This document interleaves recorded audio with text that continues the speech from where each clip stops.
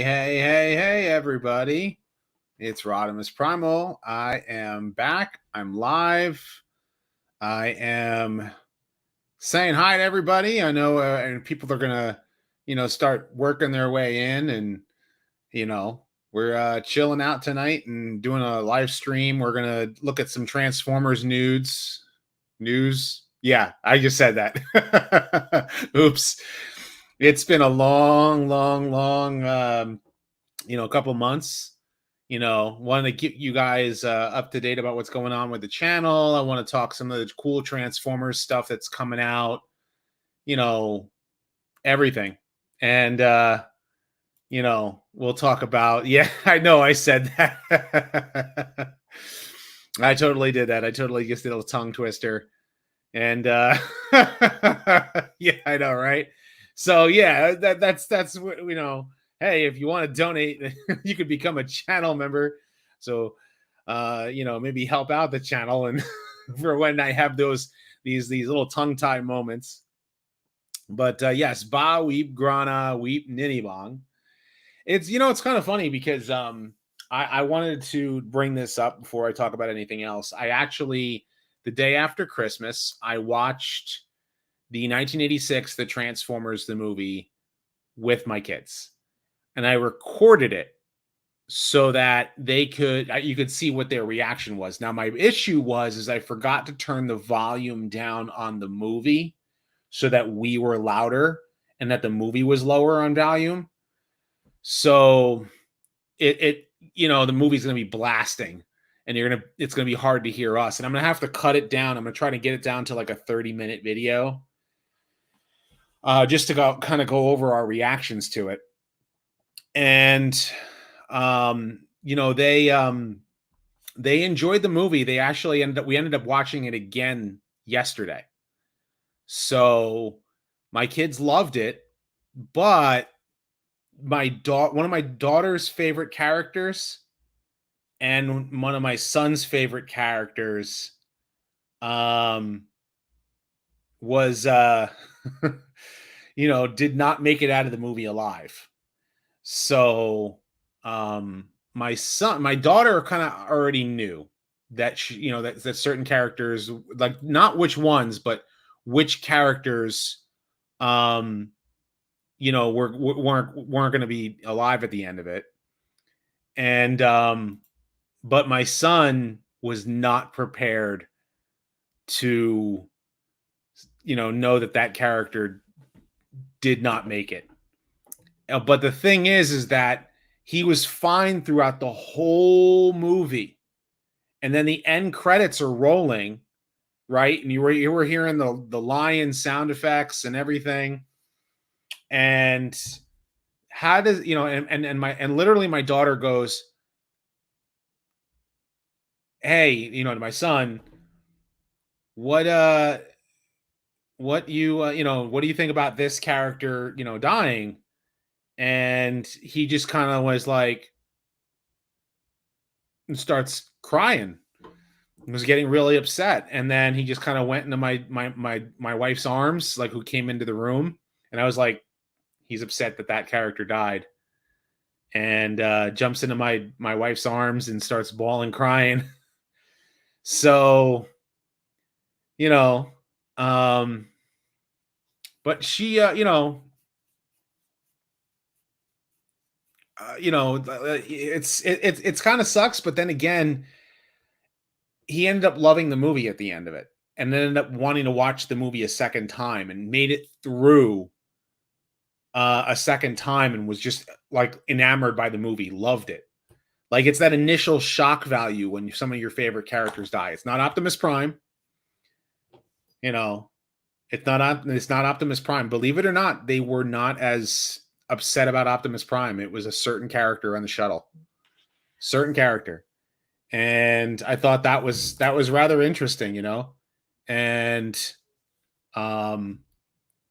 so whereas like with Optimus Prime, it was just kind of like it was weird. Like, they weren't upset, but definitely for a certain character in the shuttle. And I've done a retrospective of that character. So, just to let you know, like, I've done a retrospective on that character. But my son started going on and on about other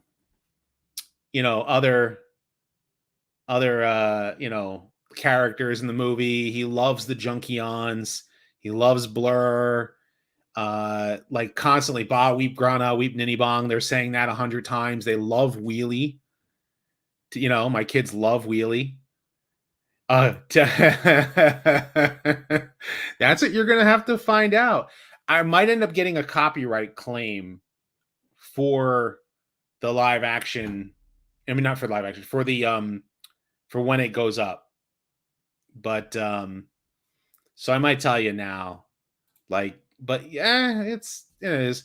But yeah, so my kids kind of took to Wheelie, they took to Blur, they took to Hot Rod. They like RC and Ultra Magnus and Galvatron. I mean, obviously, Cyclonus and Scourge aren't really characters in the movie; they're just there. It's season 3 where you get to see Scourge and Cyclonus actually become fully realized characters. But yes, I do have unfinished business with Thundercats 2011. I do have unfinished business. So just a heads up about what's coming before I get into the Transformers news. That video that I recorded with my kids is next. I'm going to edit it. I'm going to get it cut down to be like whatever it needed to be. And I'm going to release it, copyright claim or not. And if you guys want to, see maybe a full version of it, maybe I might upload the whole thing to my Patreon. You're just trying to think of a way to circumvent the whole, the copyright claim thing and still be able to monetize on it, because you want to be able to watch the movie, but it's not really trying to watch show the whole movie. I'm trying to get their reaction to certain things and what have you. So yeah, Thundercats 2011 is definitely something I need to sit down and watch. My plan is to watch, and I still plan to do this. I just have to sit down and do it. And I kind of have time this weekend. I'm going to sit down. I'm going to watch the original 1985 pilot for the Thundercats, and I'm going to try and watch that. And then I'm going to watch the opening movie thing for, and I watch that with the 2011, and I'll watch both of them. And then what I'll do is I'll give you guys my thoughts about it. That's all going to go on the second channel. That's all going to be on RodimusPrimal Rants and Reviews. That's the new name for that channel. I used to be called Talks, and now I just change it to Rants and Reviews. Just makes more sense. And that I plan on doing. And it's going to be soon. I did some Godzilla videos on that channel, where I reviewed, back when I was still in New Jersey, I actually reviewed some older Godzilla films and Godzilla versus Kong, and what was it? Godzilla King of the Monsters. So I've done Godzilla stuff on there, and I've done some other stuff there too, and kind of give you guys my opinion on certain things. And because this channel I keep it Transformers, that's the thing. People who tune in to RodimusPrimal tune in because I'm a Transformers guy.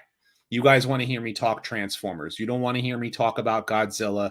You don't really want to hear me talk about Thundercats. You don't really want to hear me talk about, Godzilla -1. I did a review for that. That movie was so good. Oh, if you guys are Godzilla fans, go see Godzilla -1. If you guys are movie like good stories in a movie, go see Godzilla -1. If you're not in the kaiju, go see Godzilla -1. But that's the thing. If you want to hear me talk about other stuff, then RodimusPrimal Rants and Reviews. I'm gonna try and do more on that channel. But it's been a long time coming. I want to give my honest thoughts about that. Yeah. I can understand that complaint. -1 needs more Godzilla. That movie only was made with less than $15 million. So Hollywood, your $300 million budgets of making movies that cost $300 million and they are garbage stories by garbage producers, garbage companies with garbage everything. And here Hollywood gets shown up by a Japanese company who made an awesome movie about Godzilla. And then you actually care about the human story. You actually care about the human story just as much. But when Godzilla is on screen, he's amazing. It's amazing. And yeah, Godzilla needs more Godzilla. We need more Godzilla. That's just and the writers tell dad stories. So, but yeah, -1 was a great movie. It's probably my my number one movie of the year, man. Like, I don't think there was a better movie out this year. And I love the Mario movie too. So, but anyhow. So Transformers stuff. I hope everybody had a good Christmas, or if you don't celebrate Christmas, maybe you celebrate other holidays or what have you. And, you know, everybody gives gifts around this time of year. My kids got a lot of stuff. Let's see, you got a lot of content idea for your Transformers. Can do a statistical and technical bot versus bot. What if battle to the death series? Especially for characters that never met in fiction. So I didn't actually, believe it or not, I ended up buying my own Christmas presents this year.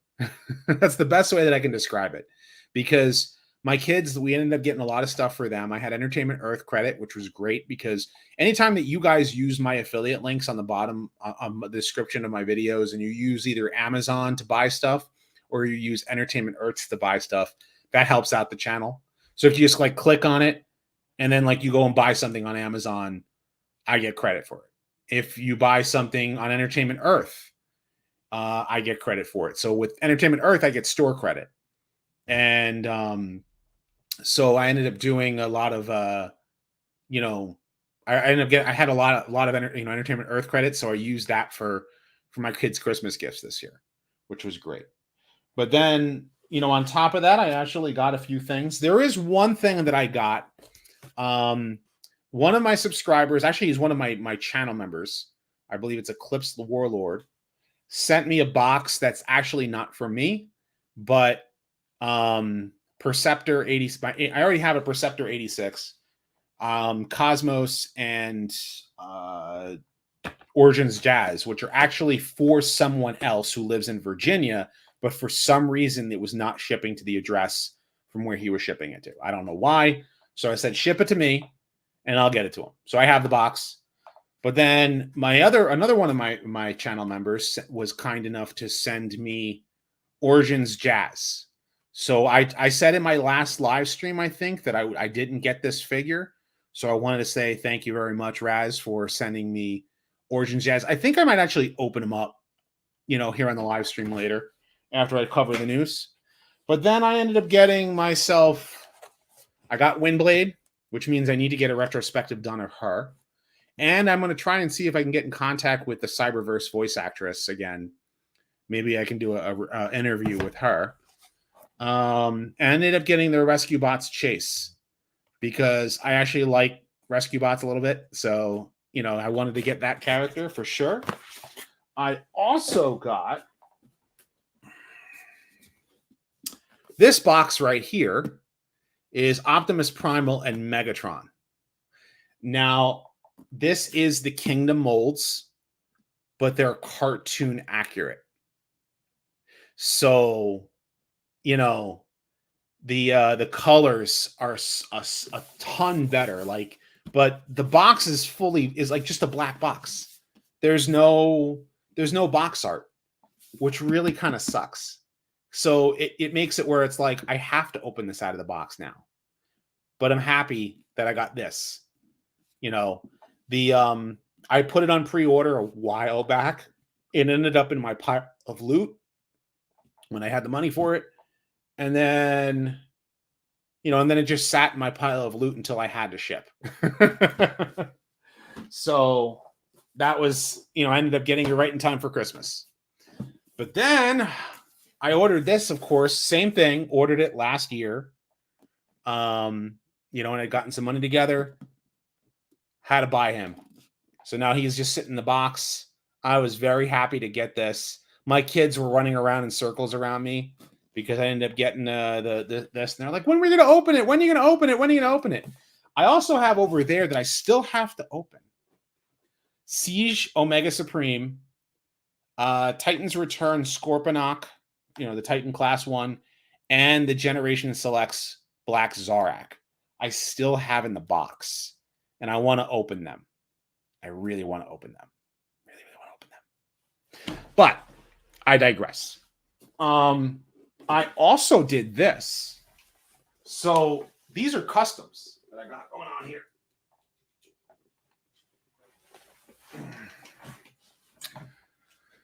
So I ended up getting a Clampdown and a Kingdom Red Alert. So I got the Velocitron Clampdown, and I ended up getting the Kingdom Red Alert, and I was just not happy about the colors. I have Toy Hacks labels ready to go on Red Alert. And if you notice, Red Alert's legs here are gray because those are Clampdown's legs.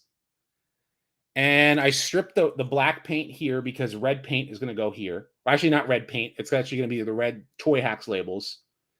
And I ended up getting a spoiler kit for him. And I painted his forearms silver.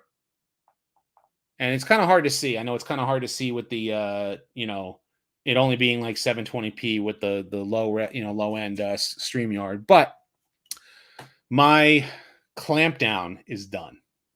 And look how good Clampdown looks.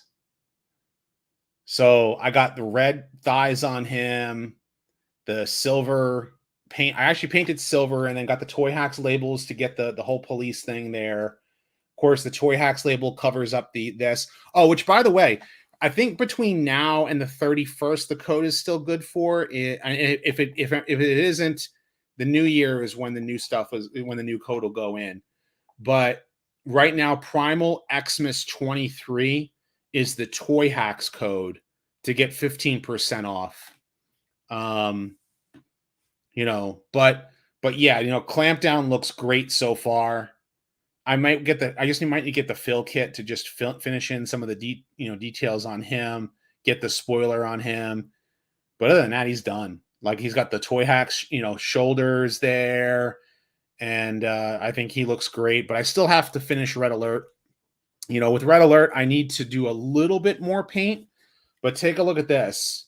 I painted the front end of the car.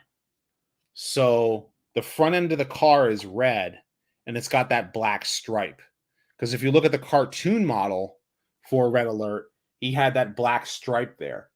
And so having it red there and the Toy Hacks labels going over all of it is just going to look that much better, and it's going to look good. And yeah, I do have a shoulder cannon for him. Shoulder cannon for him is more cartoon accurate instead of the toy accurate one, because Clampdown gets the toy accurate one, and then Red Alert gets the cartoon accurate one. That's kind of how I figured I would do it.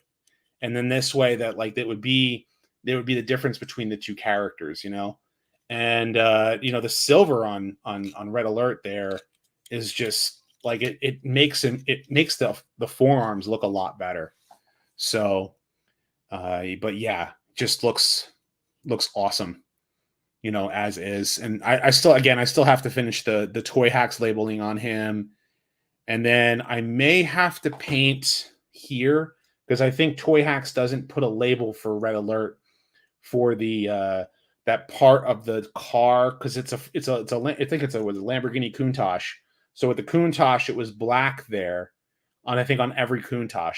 But I also decided the thing was I wanted the back of his legs, or the part that's the back of the car, to be white on Red Alert and be, have the black part there on Clampdown. That was like the whole idea. So just kind of like to make both characters look, not only different, but good. You know what I mean? So he's just got a little bit more work to finish on him, but I figured I would show that off while I'm here on live stream. And but I'm just very happy about that. I'm doing a little custom work also on Studio Series 86 RC, doing the fill kit on her, plus a little bit of paint, and then finishing her up that midsection there. It's supposed to be gray all the way around, and the white stripe on the back of her car is supposed to be white in that on the back end of the car. And so that's kind of like why I'm doing that. Just kind of like, because you know, it is like you feel like it's like you want to, like, I love tinkering. I love tinkering with stuff. But, you know, does Red Alert have the spoiler, or was that the toy only? So the Kingdom, you know, figures don't come with the spoilers, but the G1 toys did. So all the G1 toys had spoilers. The original car, the actual Lamborghini Countach, which you can see driving around, most of the time you can see them with a spoiler. It's less common to see a Countach without the spoiler, or they call it the wing. I think is what Lamborghini calls it. I'm not a car nut, so don't quote me on that. But I think it's more common to see a Countach with the wing or the spoiler on the back. So like that's where it's like you have to have that. Anyhow, so that's just like a little Transformers bits. So you guys probably know my Brawn retrospective. There was a gap between Brawn and Beachcomber, which I am very, very sorry to talk. I want to talk about that. I don't live in Tampa, by the way, Vintage Weeb. I don't live in Tampa. I actually live about an hour north of Tampa. Like where I live, the town that I live in is literally an hour from Orlando and an hour from Tampa. And I'm north of both of them. So like that's kind of like the best way that I can say where I live in Florida. Yeah, so like, and I know like what Bert the Stormtrooper lives near Tampa. So but yeah, I did not like Red Alert with the red limbs. I just, because it's the cartoon, you know, the idea is the cartoon accuracy for me. And then I like Clampdown with the red legs. And yeah, I know, a lot better than New York. Well, I was born in New York City. I was born in Queens. I'm a Queens baby. And, you know, I haven't talked about the leaks yet. I wanted to wait a little bit because everybody's coming in and I'm just kind of like talking about the channel. And then I'll talk about more about that later. But how would I put this? So like I talked about the gap between Beachcomber and Brawn, my last two retrospectives. And if you want to know why it took me that long to make those two retrospectives between that and the one previous, which I think was Scourge, well, you know, the problem is that YouTube, for whatever reason, the ad revenue just wasn't there. No matter how many videos I produced, I wasn't getting videos. And even doing the research, I'm like, I got to pay the bills. I've got to pay the bills, and the channel members, and I would need either more channel members and patrons, or I'm going to have to, you know, continue to ask people, or I'm going to have to go get a job.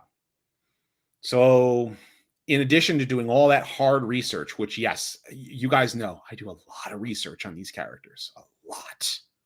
I make sure that I watch all of what the character is in when I can to try and put that into the video, so I don't miss anything. So I ended up getting a job for a little while, and from like the end of the summer up until a week and a half ago, about a week and a half ago, or 2 weeks ago, actually 3 weeks ago, but I think it was the 18th was my last day. Yeah, the 18th was my last day working at that job, and I was building someone else's YouTube channel, and he was not nice, and he was not kind. He was abusive, and I was building his YouTube channel for him, and I was treated like trash, man. I was treated like absolute trash. Which Made me a little better. Made me a little better. Because like you're trying to get a steady paycheck coming in while trying to produce YouTube videos. And then he decided to say to me, you care about your YouTube channel and you care about your family more than you care about here. And it shows in your work. And I'm like, really? I had a narcissist for a boss. He yelled. Yeah, he yelled and he screamed and he cursed at people and he ripped people apart.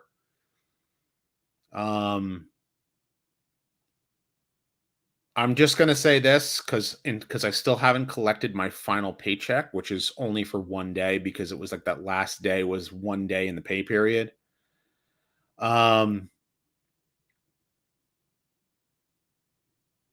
Just know this.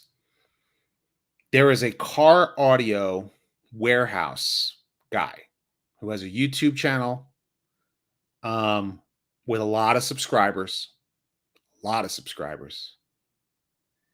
And I don't even want to name him because he's got more subscribers than I do, and not because of natural growth. So, but I put up with it. I didn't yell back. I didn't answer back. I came in on time. I was there, I got up at 6 o'clock in the morning. I left my house at 7. I got there by 7:45. I clocked in, even though I was supposed to be at there at 8 o'clock. I was there at 7:50, and I would clock in and I would be there for 10 minutes and start, early and start work, and you don't get paid until 8 o'clock. All that stuff. So yeah, I put my 2 weeks in, but he let me go before my 2 weeks were up. So he let me go, and I would have stayed the whole 2 weeks. But instead, I said, you know what? I'm back home. I'm going to produce a YouTube channel. I'm going to produce a video. I had the Braun retrospective script was 85% complete the day he let me go. The next day, I finished the script, I recorded it, and I got it done by Saturday morning. That's how determined I was to get a new video out for you guys. And I was really, really upset that, my analytics and the algorithm here on YouTube has punished me for not producing as much content. And it sucks because was getting a steady paycheck in addition to the ad revenue, which the ad revenue it took a hit. But I'm here. I'm producing new content. I'm going to do what I can, and So if you guys want to know about customs, all right, I have been using for years Tester's paints, which is enamel paint. And enamel paint, you have to wait for it to dry before you like really start messing with the toy afterward. If it's a model and it's not moving, you can just let it sit. But if you need to add more colors, or if you need to add a second coat, so enamel paints require a little bit more. It requires a little bit more. The thing is that a lot of people use acrylics. Tamiya paint is one that I recommend. Some people use Navajo. I like Tamiya paints. I do. The thing about Tamiya paints is that it can be fragile from what I've seen, but they hold up really well. And it does, like, the thing about, if you notice the silver on this like Red Alert toy, enamel is thick. So when it goes into the cracks and the crevices, it sometimes can fill those cracks and crevices, and you might lose detail. Whereas when acrylic goes over, it's almost as if like it's a thin coat going over the toy. So I think that is the the difference between them, but I like using both. So, but they don't mix. You can't mix acrylics and enamels. So, but yeah, a matte or glass sealer. Here's the thing about acrylics, though. You have to get a specific for acrylics. Like you have to get an acrylic sealer. You can't get one for Tammy. You can't use testers, sealers over because of the stuff, the chemical that goes over it. So, but yeah. Do we think we should get a Power Glide and Sea Spray? Yes. Yes. Yeah, the Junkions would love your yeah. Yes, the Braun retrospective is doing relatively well, and I'm very happy about that. The Beachcomber retrospective should do even more. Thank you very much. It's your boy. Thank you very much. I have to get new thank you videos, but I'll use one of the older ones because since I talked about my kids, right? Transformers, more than meets the eye. Autobots wage their battle to destroy the evil forces of the Decepticons, the Transformers. The Transformers, more than meets the eye. The Transformers, dun dun dun dun. Figured you guys would appreciate that. So, now let me start off with some of the Transformers news. Yeah, let's go for it right here. Let's bring in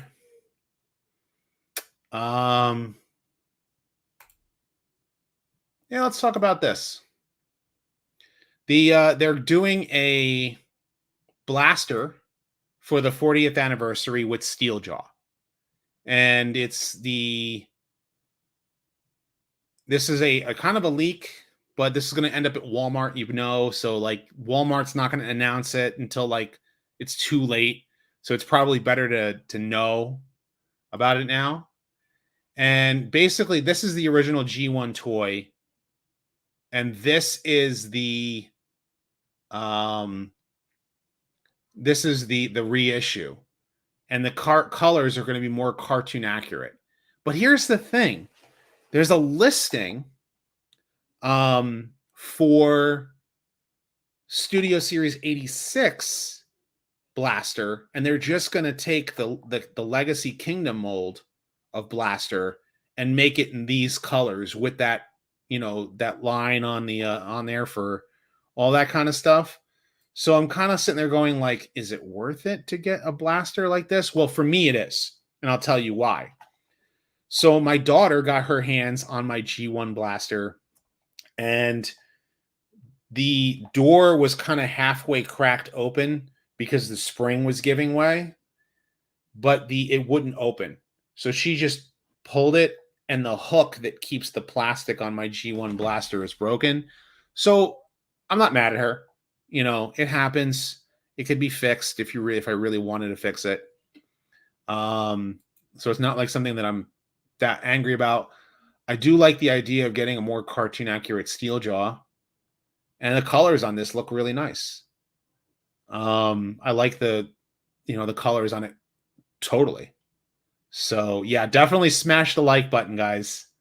Definitely smash that like button. I know I hate when like people get on you about saying it that way, but what could you do? How about that vault cell for Hasbro Pulse that lasted for 5? Yeah. They sold Unicron. They sold Star Saber. They sold a couple of other figures, and they went up like this, and they were out. It was it. Boom, done. I'm like, dude, what the hey? So, but I kind of like the idea of getting this blaster. That would be cool.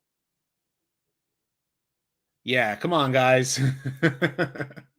So I talked about I did want to show this off is Rat Trap and Pterosaur. Oh, which by the way, I'm going to have my I actually have a spare Kingdom Red Alert and the Amazon exclusive pterosaur, and I want to sell them.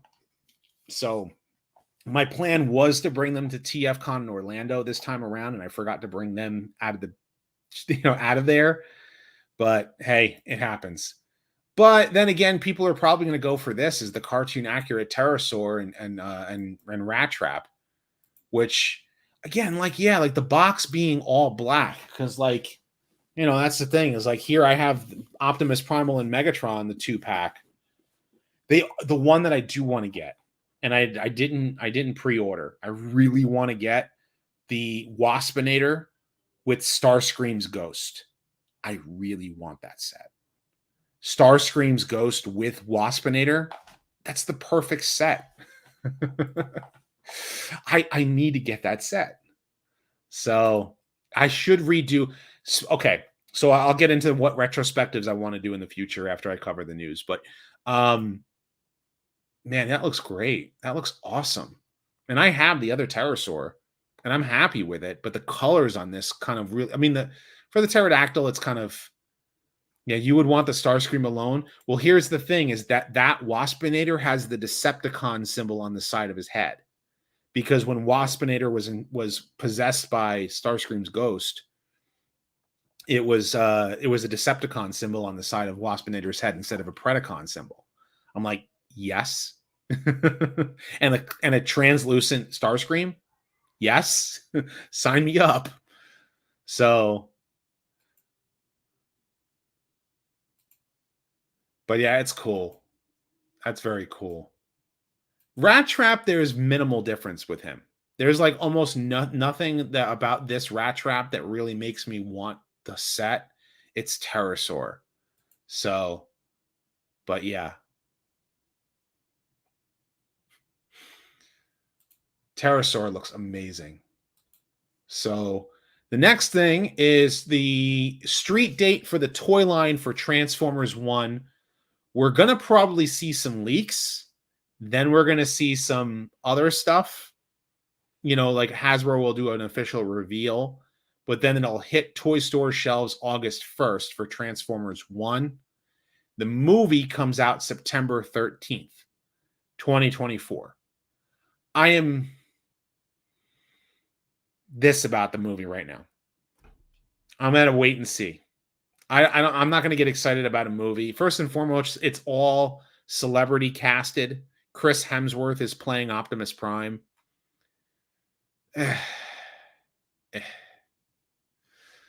So, and might as well talk about this here. Thank you very much for the super chat, Mr. Mr. Solar Sun. Got tongue-tied there. So, I have not been a fan of Michael Bay's Transformers. I think that with every passing year, I like them less and less. I have no problem with fans who love it.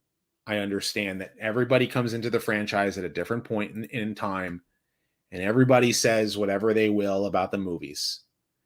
It brought in a lot of money because the franchise is just it's easy to sell cars and trucks that turn into robots. But I've never been a fan of the Bayverse. I've watched every movie in the theater, and I've been I hate their depiction of Optimus Prime being this. I feel like he just wants to rip everybody's face off. But everybody loves everybody loves his speeches at the end.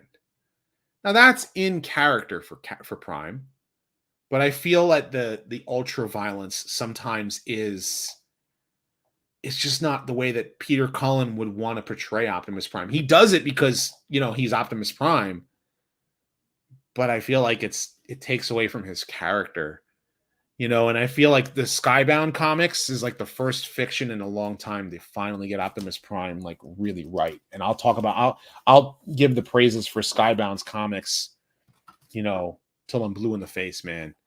So, but you know what? And like I said, I have no problem with fans. If you are a fan of the live action films, more power to you, man. Just more power to you. Like it's like everybody likes their own thing. I watched a little bit of Earthspark and I didn't care for it. I found that there's just something about it that just didn't sit well with me. And I mean, I know that the Megatron thing is a big thing for me. Megatron being the hero, a hero in that, not really, like, you almost feel like it doesn't really work. Because I mean, I know a lot of people really love the IDW character, the way that they did IDW Megatron becomes an Autobot in the end, and it just doesn't work for me. But I know a lot of people love that, but I don't like the way that they did it um in Earthspark. So, but that's just like my own personal opinion. But everybody has their own thing with that, and I can if I wanted to go even deeper than that, I could, but it just kind of like just I didn't enjoy it. There's more to it. There is more to it, but I mean, at the end of the day, it's like to each their own. So, hate the ghost story in Earthspark. Is it preachy? It kind of feels that way sometimes. Um,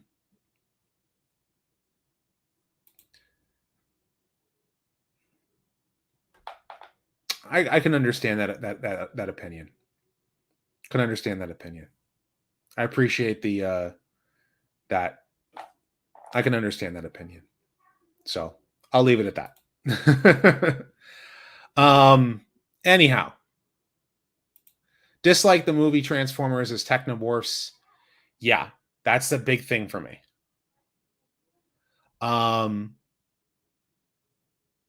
Changing alt modes was more dramatic than a simple yeah, and that's the thing, like the whole, like, especially in the fourth movie where they were like, they're made out of transformium, and they just kind of go and you're like, huh, like, doesn't make sense. It doesn't.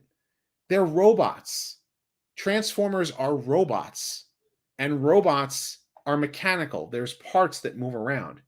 When you read the first issue of the comic book, Marvel Comics, Marvel G1 issue 1, it explains that the Ark modified their bodies to match, like, it modified their bodies to transform into the Earth objects based on their robot modes. So the robot modes kind of dictated what they were going to transform into already. Whereas later Transformers series, they're all blank slates, and they just pick a vehicle and they go, okay, I'll turn into that vehicle. Well, tomorrow I feel like I'm going to be a different car. So I'll be a different car. And it just doesn't quite work because they're robots. Their bodies need to match what they're transforming into. And that's what the first issue of the Marvel comic explains. So it doesn't really work for me that they're just kind of like, they just turn into blah and nothing, and then all of a sudden reform into something. That's morphing, not transforming. So don't get me started how they eventually leaned on human-esque designs. Yeah, very weird designs where it's like in the later films they started doing that. But anyway, with Transformers 1, it is a prequel to the Bayverse. It's produced by Paramount. So Transformers 1 will be set in what is, because in Steven, or is it Steven? It's Lorenzo di Bonaventura. What Lorenzo di Bonaventura's mindset is that all of the movies produced by Paramount are just one whole story. And he said it doesn't matter if it makes sense continuity-wise. What kind of car would you become if you were a Transformer? Thank you very much, JB. Thank you very much. If I were to transform into a car, probably an SUV or yeah, because I mean I drive an SUV. But yeah, so in Lorenzo di Bonaventura's mind, all, including the Bumblebee movie and Rise of the Beasts, even though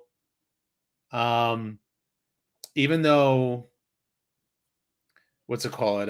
It doesn't make sense. And the Bumblebee movie feels like a reboot, and Rise of the Beast doesn't really fit the Bayverse. In Lorenzo's mind, it does. He says, don't worry about the continuity. Just don't think about that stuff. You're too much of a fan if you think that. What? So that's his mindset.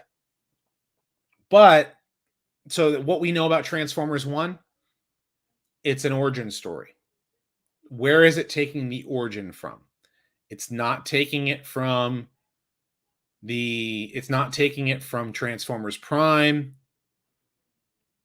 It's not taking it from G1. It's taking parts and elements of that and doing its own thing. So yeah, and it's not even taking from the comic books either. It's not really taking it from that. Like when they did the live action films, they created their own lore. Period. That's just kind of how it is. And yes, Theramis says that it's a reboot. He believes that it's a reboot. And I wanted Bumblebee and Rise of the Beast to be a reboot. But that's up to them and how they tell the story. If the next movie really makes it where it doesn't fit at all, then you just have to look at it that way. It doesn't, because I look at it as like, okay, well, it doesn't fit continuity wise. It doesn't make sense. Just, it is what it is.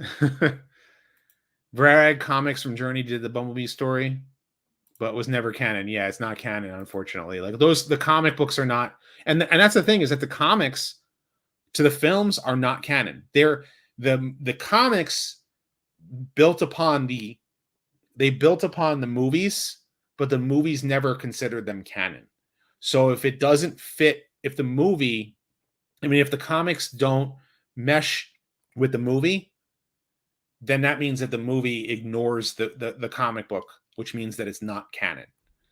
So, and same thing for the video games. So that's kind of how they look at it. The movies just do their own thing. They don't mesh at all whatsoever. The comics tried to. So, what are cool concepts you would like to see in future Transformer shows or movies? I'd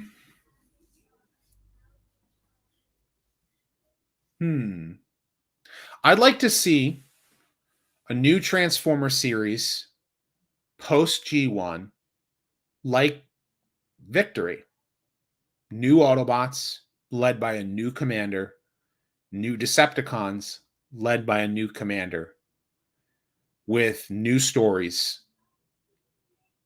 You can bring in combiners, you can bring in a whole bunch of stuff. That's why I love Transformers Victory. It's a brand new, Transformers series with brand new characters. And it's back to basics with the Decepticons are after energy. That's not Optimus Prime, it's Starsaber. That's not Megatron or Galvatron, that's Deathsaurus. Brand new characters. I'd love to see that in the future Transformers, series. I would love to see that. The first G, when you first saw G1, you was wondering why Jazz was called Monka Spank. So yeah, I covered that first. The first time I covered that was I did a full-blown video called "Who is why what happened to Jazz? Who is Monka Spanka?" Right, and then I redid the video as a Jazz retrospective, and then I took the part of it that I talked about Monka Spanka and made a short out of it. So, they should make a new Transformers anime. I don't know about that. You need people who care about the story of the Transformers and would actually be willing to truly make a good Transformers series. Doesn't necessarily have to be Japanese writers. It doesn't necessarily have to be American writers. It just has to be people who care about the franchise and care about the characters. So, and have the ability to write a good story, tell a good story, and care about these characters, not changing characters around and making this not work and what have you. And I should do something for Artfire and Ricochet. I should kind of do something for the two of them, because there's not enough meat on the bone to make a full-blown retrospective for Artfire, but I can probably talk about them both since I already did Inferno and Jazz. But my next two retrospectives I'm actually doing are kind of cool. But back to the Transformers news. This is kind of something cool to watch when you guys have time. The uncut video, this is the uncut audio of Transport to Oblivion, is here on YouTube. I'll give a big shout out to Serial Geek and Transformers at the Moon. James Etok, I believe is his name. The two of them did this amazing. First and foremost, I got informed of it, and I went to actually post on TFW 2005. And as I'm hitting post, someone already put the post up ahead of time, and I ended up not getting a news credit on TFW 2005 because I was actually writing the post. And then I'm gonna, I should have just put the post up and then edited it afterward. But this is the uncensored Transport to Oblivion recording. So you get to hear Wally correcting what Peter Cullen says, what Chris Latta says when they made mistakes. It's all Transport to Oblivion. And I think it's amazing. But the other video that I went to post was they did a redo using the unslugged audio of Ted Schwartz as Rodimus Prime in Five Faces of Darkness Part 1. For those of you who are unaware, Dick Gautier did the original voice for Rodimus Prime in Season 3. It was Judd Nelson in the movie, and then Dick Gautier throughout Season 3. Well, they first cast Ted Schwartz, and they didn't like his performance, so they changed him out for Dick Gautier. But if you want to hear what Ted Schwartz would have sounded like, you can watch Five Faces of Darkness on Serial Geek's channel, and it's kind of cool because then you can kind of see it. Well, that got shared to me before the video went live, and I was going to post it. But again, you guys know I was working a job at the time. I got home from work, and I was going to post it, and that's when they posted it. And so I was like, darn it. So like when you get to hear what both Dick Gautier and Ted Schwartz sound like, you can kind of make your own, opinion about the two of them. Yeah, a lot of people say like Ted Schwartz sounds closer to Judd Nelson, but they wanted a more mature sounding Rodimus Prime. So that's what they did there. I don't believe the media industry here can do a new Transformer series justice. The industry is too compromised with a weird quasi-political religion that inject everything. That's the thing. It becomes like they're not interested in telling good stories. They're interested in delivering a message, and they're not delivering a good story based on whatever. And however you believe on certain things, they need to tell good stories. And if they can't tell a good story, then it's not worth your time. So, and if you're more interested if you're not interested in telling a good story, you're more interested in delivering a message as you're telling that story, you're just going to show up in how the story is delivered. So, and even if you believe in, even if you believe in it, if you're not a good storyteller, you're not a good storyteller. So, and this is writing 101, guys. I took a writing course from Flint Dilley. I actually spent 3 months in a writing course with Flint Dilley. Was one of the teachers, and I got to spend 3 months working with Flint Dilley when I was still living in New Jersey, and I got to hear a lot of writing, learning how to write a good story, and boy, that was kind of cool. It was very cool. It was for the art of making video games, so it was something very, very cool. And that's one, where like, but anyhow, this in particular, Flint Dilley and John Zerplatten was the other instructor. And if you're not familiar with who John Zerplatten is, look up the game Fear Effect. And he's done a lot of other stuff too, but two of them both have done a lot of other stuff. So this is cool again, because you get to hear the outtakes. You get to hear how Wally Burr really wanted that perfect take. He did not let anyone slide with a bad take in how their voice performance came out. I found this out, and I did not know this about More Than Meets the Eye Part 1, the first episode of the original G1 cartoon. Remember the scene where Optimus Prime is lifting the girder and he's like, I can't lift it too heavy. And they end the episode right then and there. Well, there is a deleted scene afterward in which Brawn, Windcharger, and Huffer are try to put the fire out, and then Huffer gets caught in a girder. And Brawn is like screaming, like, no! And like Windcharger is like, I'll get the water. And it's Windcharger's one speaking line in the 3-part episode. So Windcharger's the first time Windcharger ever gets to speak in the G1 cartoon is in Divide and Conquer. But his first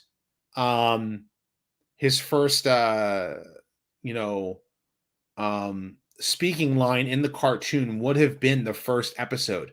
So when you see More Than Meets the Eye Part 2 and Brawn is in the water and comes to save Huffer, and he's like, I'll get you loose, Huffer. That actually is from what's supposed to have happened at the end of Part 1, but it got cut for time. So it's kind of something cool to know about. Also, another deleted scene was, if you remember, when Bumblebee was injured and he had to go inside Wheeljack, which is another reason why I'm really excited to get the Origins Wheeljack figure. They get back into Iacon, and you actually get introduced to Ratchet as he's repairing Bumblebee.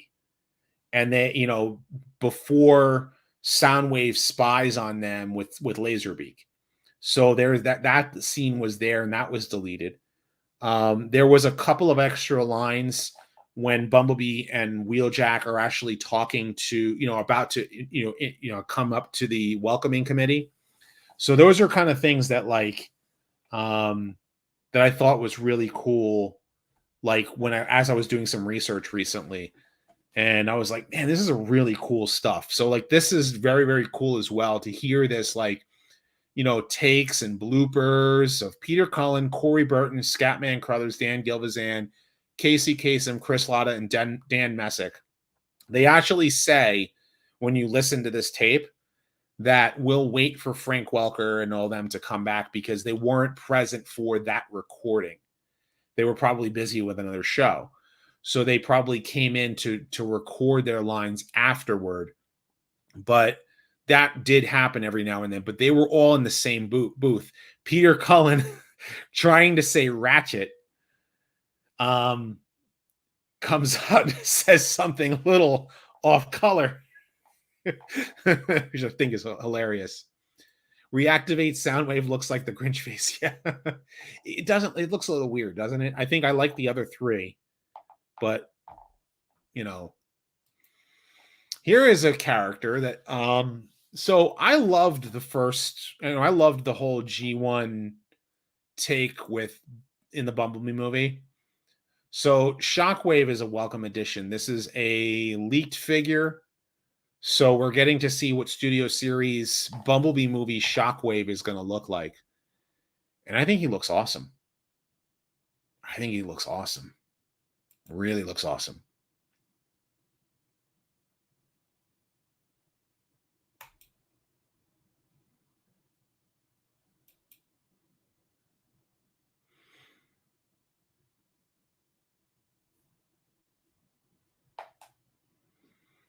Yeah, especially when you compare him to Transformers Prime Shockwave. Yeah. It's kind of interesting. I don't really have much else to say. It looks awesome. I mean, I'm not collecting the Bumblebee movie stuff. So it's not like something that I'm really looking forward to getting. I'm not out of my way to get the Bumblebee movie stuff, like the Cybertronian modes. The Siege filled that itch for me. And the Origins Bumblebee movie, or the Origins Wheeljack. And then maybe getting a couple of other Siege figures that I missed out on, kind of that fills that gap for me. I want an Earth mode G1 Shockwave, But for those of you who really want that, to complete that Bumblebee movie scene, it's a great looking Shockwave figure. So here is what the thumbnail is all about. There is a lot of listings that came out. This was December 24th. Of course, I was busy getting ready for Christmas. So yeah, I could thank the No Toy Lotus for that. I know.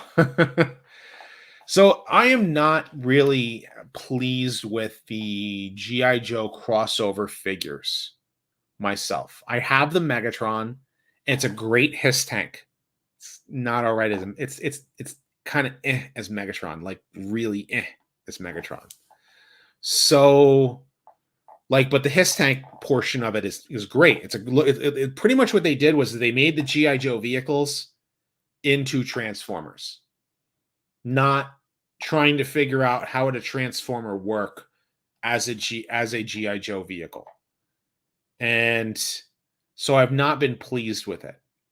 However, there are people who are G.I. Joe fans who are absolutely loving this. The Soundwave figure does look good, and I did not get the Soundwave figure. I did not like what Bumblebee looked like. And I like the fact they come with a G.I. Joe figure. If you want a G.I. Joe figure to go along with a G.I. Joe Transformer, go for it.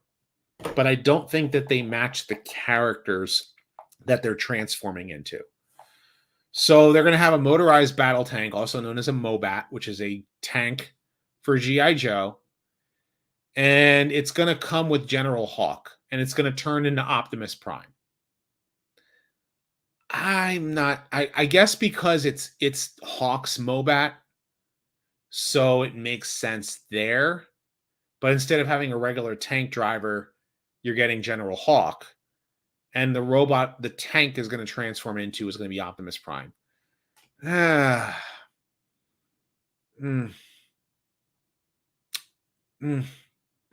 Not really feeling it. I'm going to be honest. This is what I was talking about before. They're going to release the Legacy / Kingdom figure of Blaster with solid plastic instead of translucent plastic for eject. I would have been happier if it was both eject and rewind, because then you're missing out otherwise, because I have Twin Cast and I have Blaster. So I have both eject and rewind with clear plastic sitting on my season 3 shelf over there. So that the only reason to get this particular Blaster figure is to get that solid plastic with the colors that match for eject properly, and to make sure that the colors are a little bit more bright and vibrant. But you can get Toy Hacks labels for that. So if you missed out on the Kingdom figure for Blaster and you want it, you can now get it. And the same thing for and it's the same thing for Soundwave. Like right now, from what I've been told, the reason why they're doing 86 Blaster is because, and what Evan had said, from Hasbro, he said, I want to do Soundwave proper, matching the same size scale with Blaster. So instead of doing a reissue of the Netflix Soundwave, they're going to do a new mold for 86 Soundwave. So you can expect to see Soundwave in the future.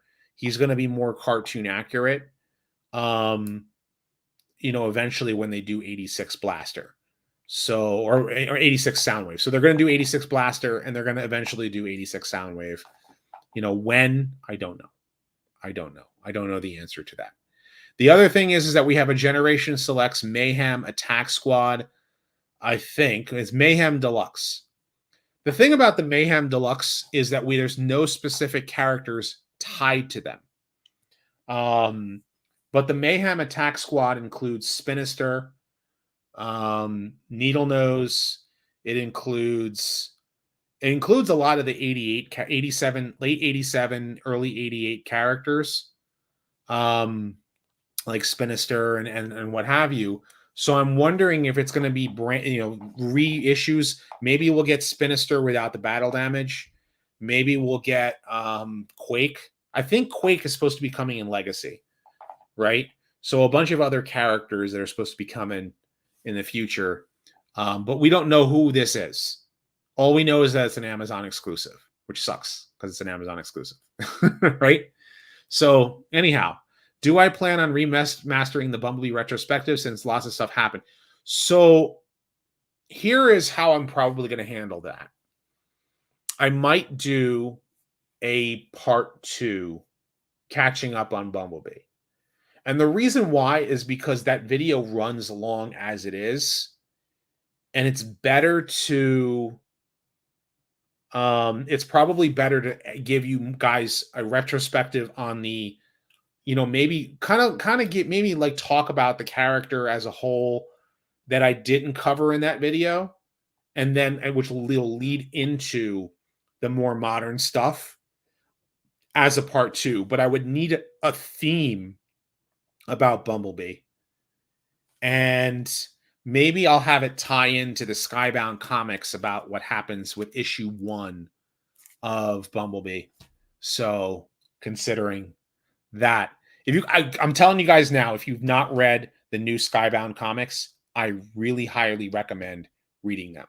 So thank you for the $10. And for that, we will give you this.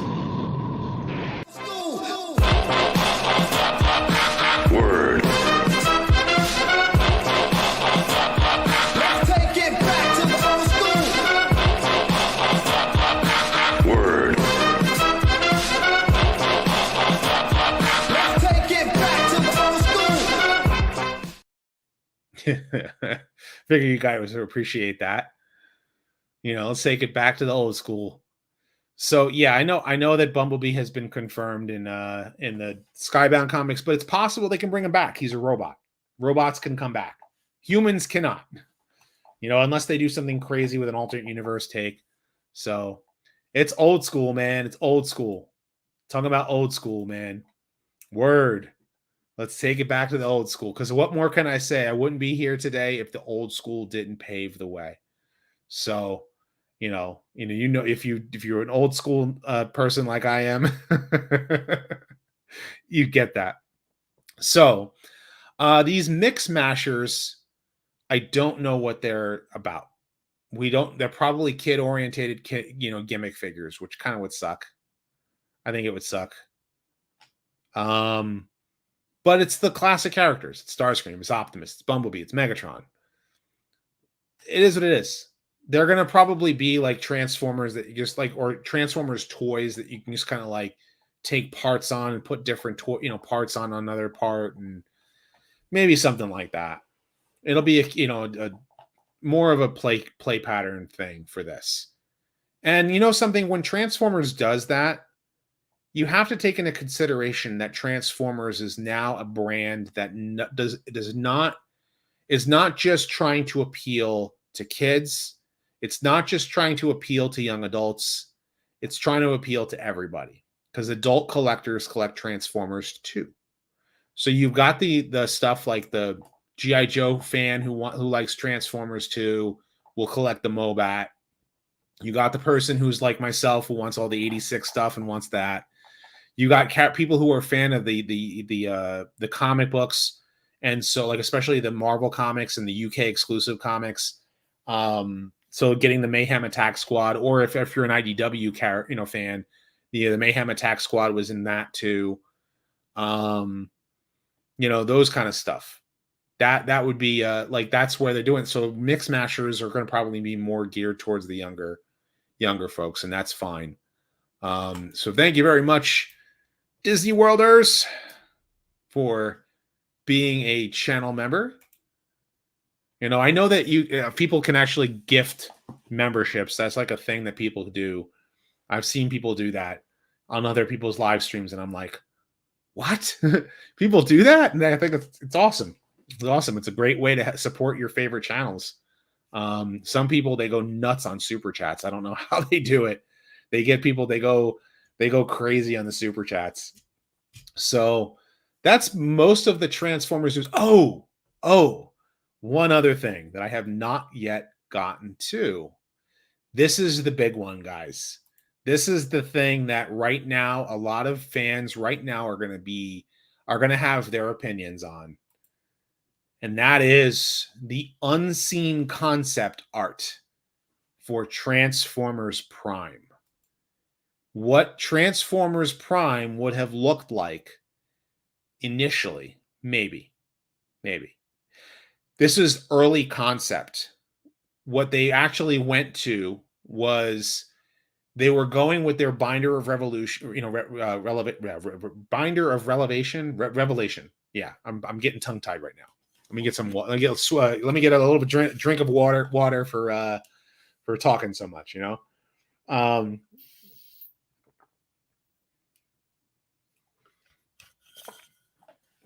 So this stuff came out. It's kind of cool. It happened on the Slag podcast. Okay, cool. But from what we know, the Transformers Prime earliest concepts was trying to mix G1 with the movies. That was the earliest concepts. They wanted to pull from the Transformers War for Cybertron video game as the basis. And that was what they were initially planning on. They were discussing what they wanted to make for a successful show. It was Ironhide at first before it became Bulkhead. This is what Ironhide would have looked like. Ratchet, you can see he was actually like more based on his movie design. Bumblebee looked like a more like it really was like that cross between G1 and Bayverse. Optimus looked like Optimus, more like Optimus. Megatron looked kind of cool, and Starscream actually looked like Starscream. My wife came in when I was looking at this the first time, and she was like, "Isn't that when Starscream was all of that looked like a weirdo with that stiletto stuff?" And I was like, "Yeah." And she's like, "They should have stuck with the old stuff here." So that's what my wife said. She's like, "I didn't like when Starscream looked like that." So yeah. But this was like their earlier stuff. They were going with the Cybertron games, having like this version of Optimus be like the basis for what Optimus would have looked like on Earth. And they were taking inspiration from that. So, and clearly they were also taking from the comics and the cartoon. They were talking about making Prowl in the cartoon. Smokescreen was going to look like the Subaru, which is why he is the color scheme he is. They basically merged Blue Streak and Smokescreen in a way, and they decided not to go with Prowl, and there was different concepts here. So this was all ideas. And they even wanted Spike, not Jack. Go figure. They would have made Ironhide a wrecker. That's right. They would have probably made Ironhide a wrecker. And humans fighting for Earth, Optimus Prime looking like this. I definitely like this Optimus Prime better than the final product in Transformers Prime. I do. Definitely like this version of Optimus a lot better. The trailer would have transformed into a battle station.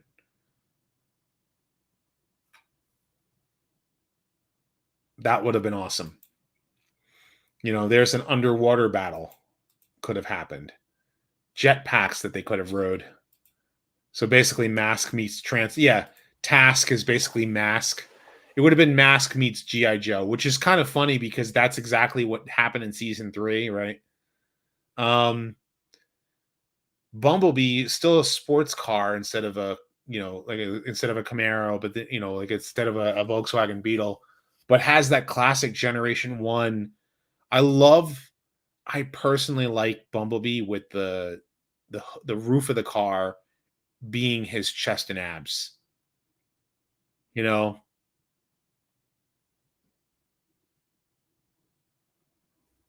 But I don't like the Bayverse legs because that's the thing I hated. I don't like Bumblebee in Prime until he gets his voice. They waited too long to get him his voice back. Just waited too long. This Ratchet, not feeling it. I will say Transformers Prime Ratchet, much better. Much better. I don't like the green. I never liked the green from the Bayverse. And I see what they're doing with the windshield over the face. I get it. I like the Ratchet we got in Transformers Prime. I actually think that version of Ratchet is a very, very good version of Ratchet with the orange. But I like Transformers animated better. Like for Ratchet. So, and yeah, Ironhide. This is what we were supposed to have gotten. Ironhide. We ended up getting Bulkhead. So this is what Ironhide would have looked like, but they decided to come in and change it to Bulkhead. So kind of would have liked the idea of Ironhide. It would have. And here's my thing: this take on Ironhide. This is what Ironhide should have looked like in the live action films. Red, the familiar helmet. That's what Ironhide should have looked like in the movies, or at least similar to that. With red, if you want to give the black top kick or whatever, put the red on there. Give him some red. Why can't we get red? We couldn't get a red hot rod, right? We had to get an all black one who's a butler and speaks French, which is so stupid. So Megatron,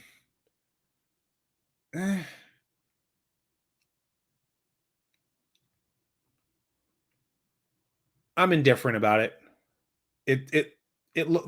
Transformers Prime Megatron, this Megatron, G1 Megatron, it all looks like Megatron. At least it's not the Bayverse look. So, and it was funny because it was this Starscream image that my wife was like, why couldn't they make Starscream look like that? Just brighten the colors up a little bit.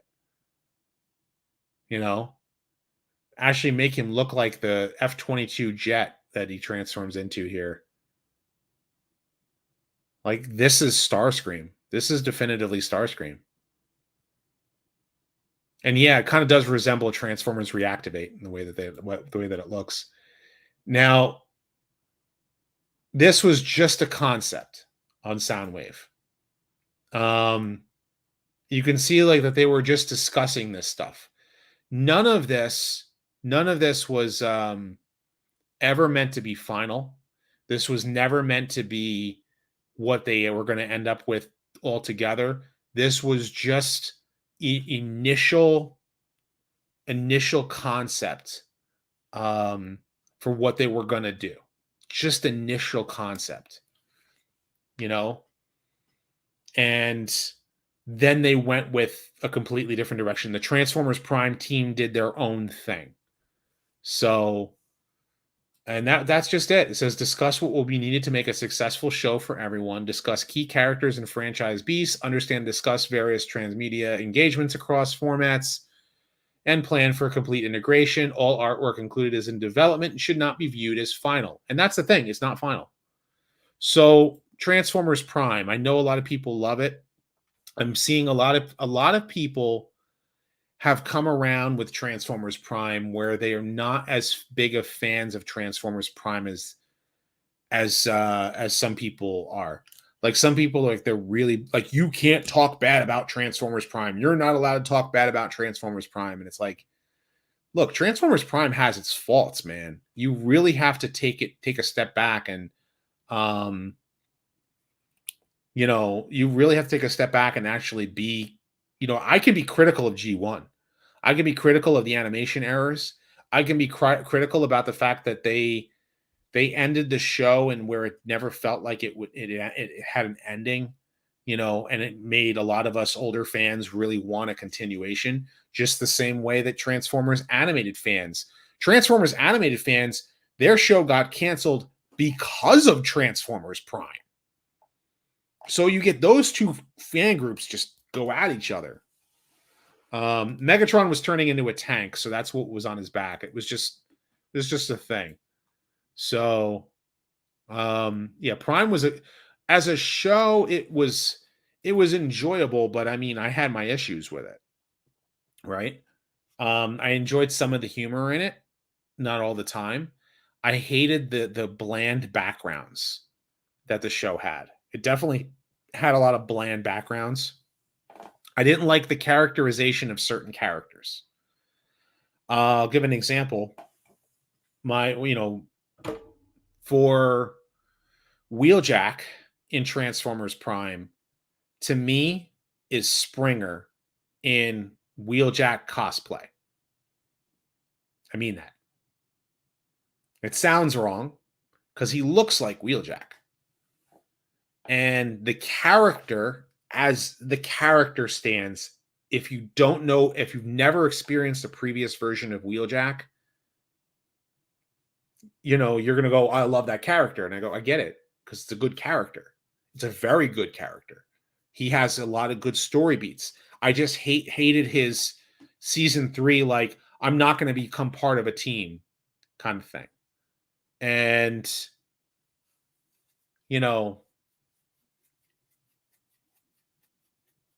so like for me, I was like, for me, like for that version of Wheeljack, I'm like, I mean, he looks like Wheeljack, but I mean, I really wish that like they actually had the real, like the way that Wheeljack, we know who the character is. But to me, that character felt more like Springer, and he was like a macho guy. He jumps head first in action. He was leader of the Wreckers. At one point was in the comics with Springer. So that's where I feel like I'm like, oh man. Yeah, okay. So Theramus, YouTube short about why Ironheart was in a video named The Real Reason Was Optimus Had Flames. That's the thing. If you can give me a red truck, right? Even if you're going to give him flames, which I never liked the idea of him having flames in the movie. You couldn't give me Ironhide with red. You couldn't do a single red Autobot. And when you did, it was in the third movie, and he never appears again. Come on. Never made sense. Yeah, G1 Wheeljack, man, all the way. And a lot of the more modern interpretations of Wheeljack now have pretty much stuck to that, except for the fact that he's got the retractable faceplate. But who was it? Who Cyberverse did his character, as a fun character. You had, I believe his character is kind of like, a lot of people like him in was it Earthspark, I think it is. So like more modern interpretations keep Wheeljack as he is. And yeah, RC, when I look at RC in Transformers Prime, I don't see RC, the character, being portrayed as RC. Especially now that my daughter has seen the movie and she loves the way that version of RC comes in the 86 movie. So the RC in Transformers Prime is like this post-traumatic, has constantly looking at her past, and she's always like, has an attitude. So I see that RC as Chromia. If you actually watch the episode, The Search for Alpha Trion, and then you'll see the way that Chromia acts in that episode. And then even if you see how Chromia is portrayed in other media, you might sit there and look at the version of Transformers Prime that when they portray that RC and go, I really can see that that's not really RC, and I get that people like, well, I grew up with Transformers Prime, so to me, G1 RC is an abomination. I should only have Transformers Prime RC and only Transformers Prime Wheeljack. And I'm like, come on, guys. Really honestly think about it. They're reusing a name, reusing a look. Well, in RC's case, just the name. In Wheeljack's case, the look, but not the personality. And it's like, Smokescreen. They took the character of Hot Rod and slapped that onto Smokescreen. Now, those are my complaints. As a show, if you've never seen Transformers before and you watch Transformers Prime, you're going to watch it and go,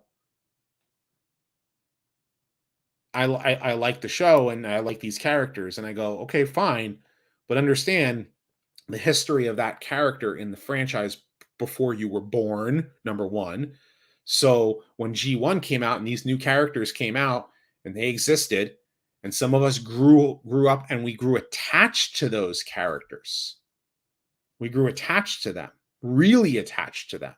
I grew attached to Hot Rod, to Rodimus Prime. My wife likes RC. My daughter loves RC. So when you see a different interpretation or a different take on a character, in a future series, you're like, what? Doesn't like I can't connect to that character the same way. I don't like that. No, I don't like that new version. You know what I'm saying? And it's not just that RC is the girl. It's that RC is a caring character who is just as capable as everybody else. So she's got that.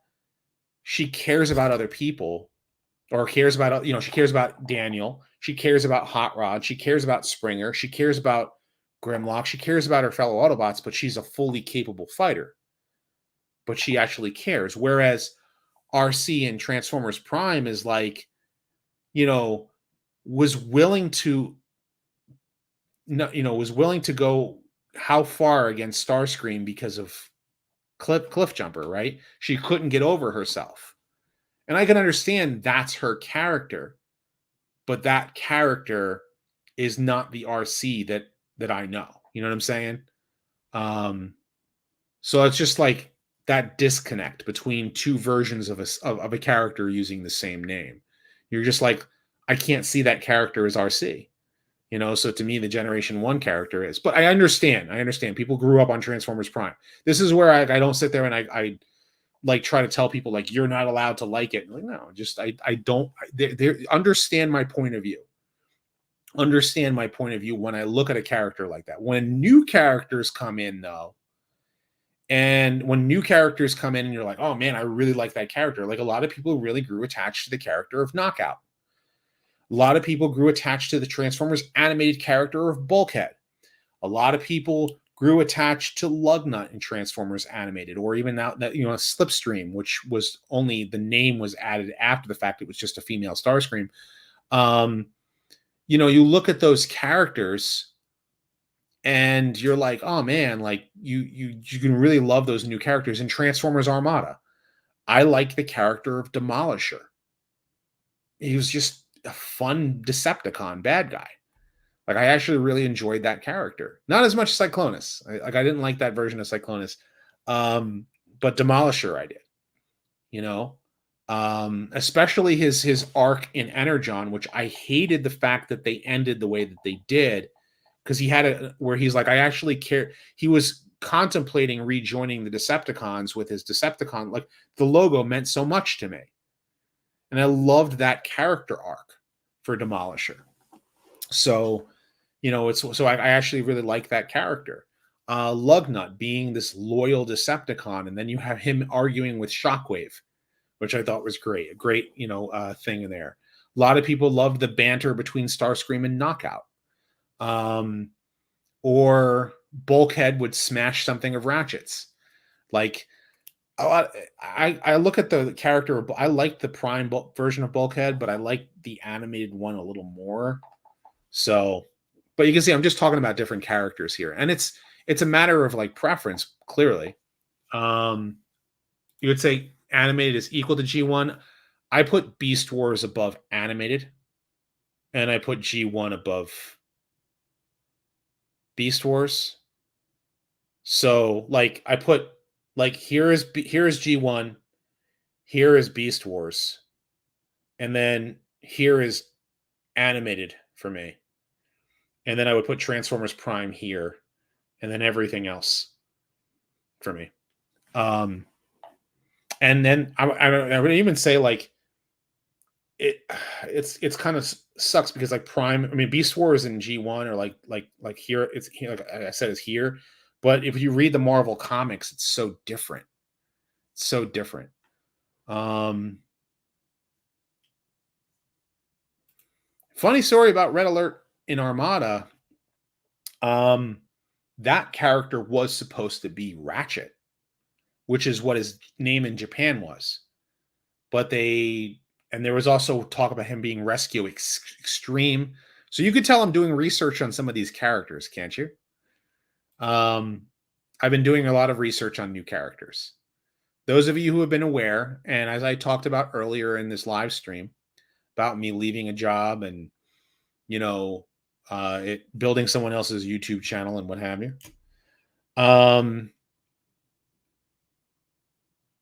I've been doing so much research on on a lot of new characters to do a retrospective for. A lot of characters. Two in particular, I have scripts really written a lot of information for. And those two are going to be the next retrospectives, and they're going to come out in January.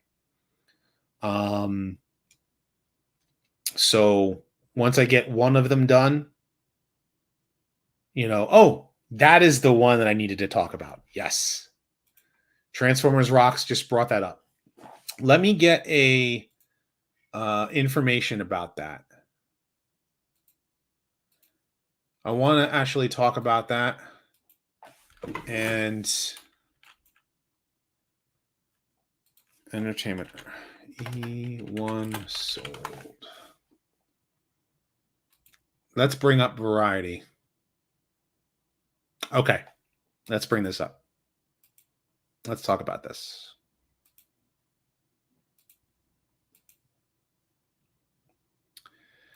So, Lionsgate closes deal with EOne acquisition for $375 million. So, those of you who are aware, Hasbro is hurting for money. And I talked about it in a previous video before about why they're losing a lot of money. There's a lot of reasons. I called it a death by 1,000 cuts, and I got a lot of kickback from you guys because I told you guys it's not just one thing. It might be some of their political stuff. It might be the franchises that they hold licenses to and the owners of those licenses' political stuff. It could be some of their and it could be some of their own boneheaded decisions as a corporation. It's a lot of stuff. A lot of stuff. Hasbro has been doing a lot of things that just are like 1, 2, 3, 4, 5, 6, 7, 8, 9. Like it's just so many cuts to them as a company, and they're hurting. They're hurting for money. So 1,100 people, right? Isn't that the number of people who are getting laid off from Hasbro? Some of them from Dungeons and Dragons and what have you. Well, Entertainment Earth, or not Entertainment Earth, EOne, I'm sorry, EOne, they're responsible for making Earthspark, aren't they? So Hasbro is selling EOne, and they're selling it to Lionsgate. And I don't necessarily know what this means. So Lionsgate closes $375 million acquisition of Studio Entertainment One from toy company Hasbro. The deal adds 6,500 film and television titles to Lionsgate's existing library, including Showtime hit Yellow Jackets, ABC's The Rookie, and Discovery's Naked and Afraid. I did not know that Hasbro was involved in Naked and Afraid. Wow. The sale is subject to purchase price adjustments plus Lionsgate's assumption of production financing loans for EOne projects. In August, Lionsgate struck a deal to purchase EOne's TV and film operations from Hasbro for $500 million. The sale news came nearly 4 years to the date when Hasbro announced their intent to acquire EOne in a $3.8 billion. Wow. Talk about a loss. Dude. That is a loss. That is a heavy, heavy, heavy loss. $3.8 billion in 2019 they bought EOne for. They're selling it for $500 million. Dude.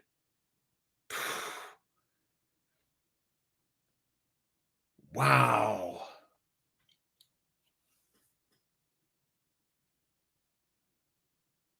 Huh. So that means Lionsgate owns.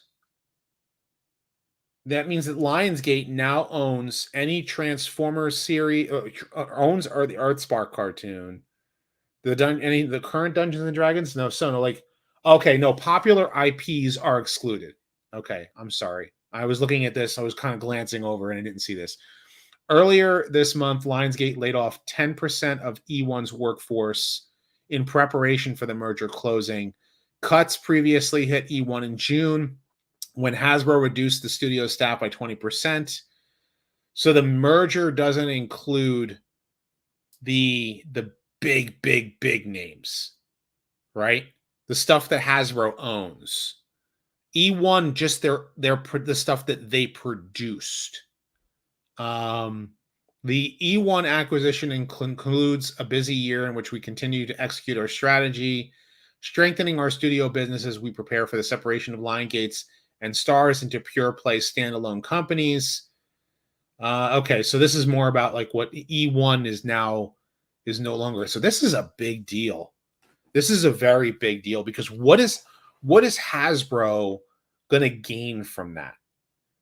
Here's my opinion. What they're going to gain is now they will focus on making better toys, or at least we hope so. If they have to cut back on making, because I remember I said to you guys earlier in the stream how Hasbro is making, like, they make something for movies. They make something, it's just Transformers. They make something for the movies. They make something for the current cartoon. They make something for the collectors with Legacy. They make Studio Series and Studio Series 86, which is a second collector's line. That's 4 different lines. Transformers is huge. So Hasbro might need to cut the amount of toys produced per line. They might have to cut the budget for the kids line so they can produce more higher quality stuff. Or they'll cut the higher quality stuff and they'll give the cheaper stuff more value. You know what I mean? Like they'll get a larger chunk of the budget. So we know this from when shows are done that way, and they need better shows. Yeah, they're doing pretty well with toys, at least in terms of quality. Yes, they're doing okay. I mean, I think the toys that have been coming out have been pretty good. I mean, because they're also teamed up with Takara to develop the Transformers, at least Transformers. It's their other stuff like Power Rangers and Dungeons and Dragons and Peppa Pig and My Little Pony and all that kind of stuff. Thank you, Melvor, for the super chat. I'll give you another one of my. I got to make more of these videos. I'm telling you, I got to make more of these super chat videos. So. Stop! Let go of my dad!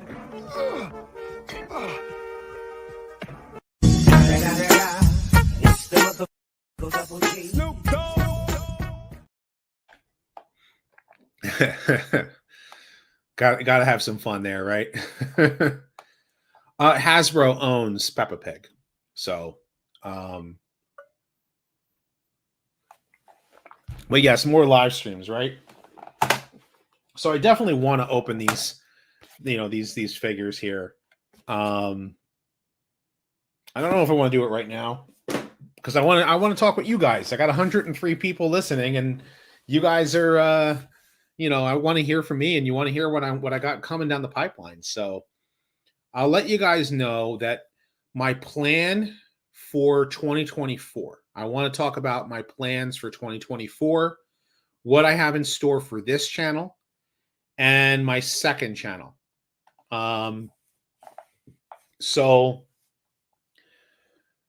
This channel will always be primarily focused on Transformers.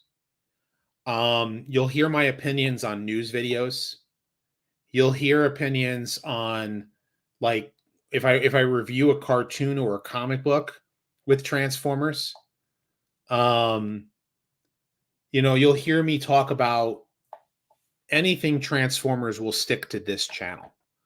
If you guys saw my appearance on the Toys That Built America, that was Transformers.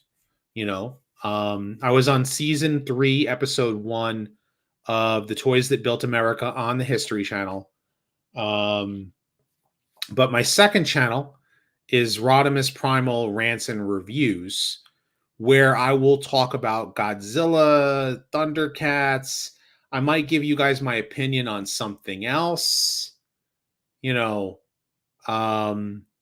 like if I want to talk about the thumbs down button on YouTube, or if I want to talk about some idiot decided to make nerd stuff not fun anymore, like, and go after people. Like maybe I might talk about that. I'm not gonna go crazy about that. I don't really want to talk. I'd rather review the stuff that I'm passionate. I want to stick to nerdy stuff.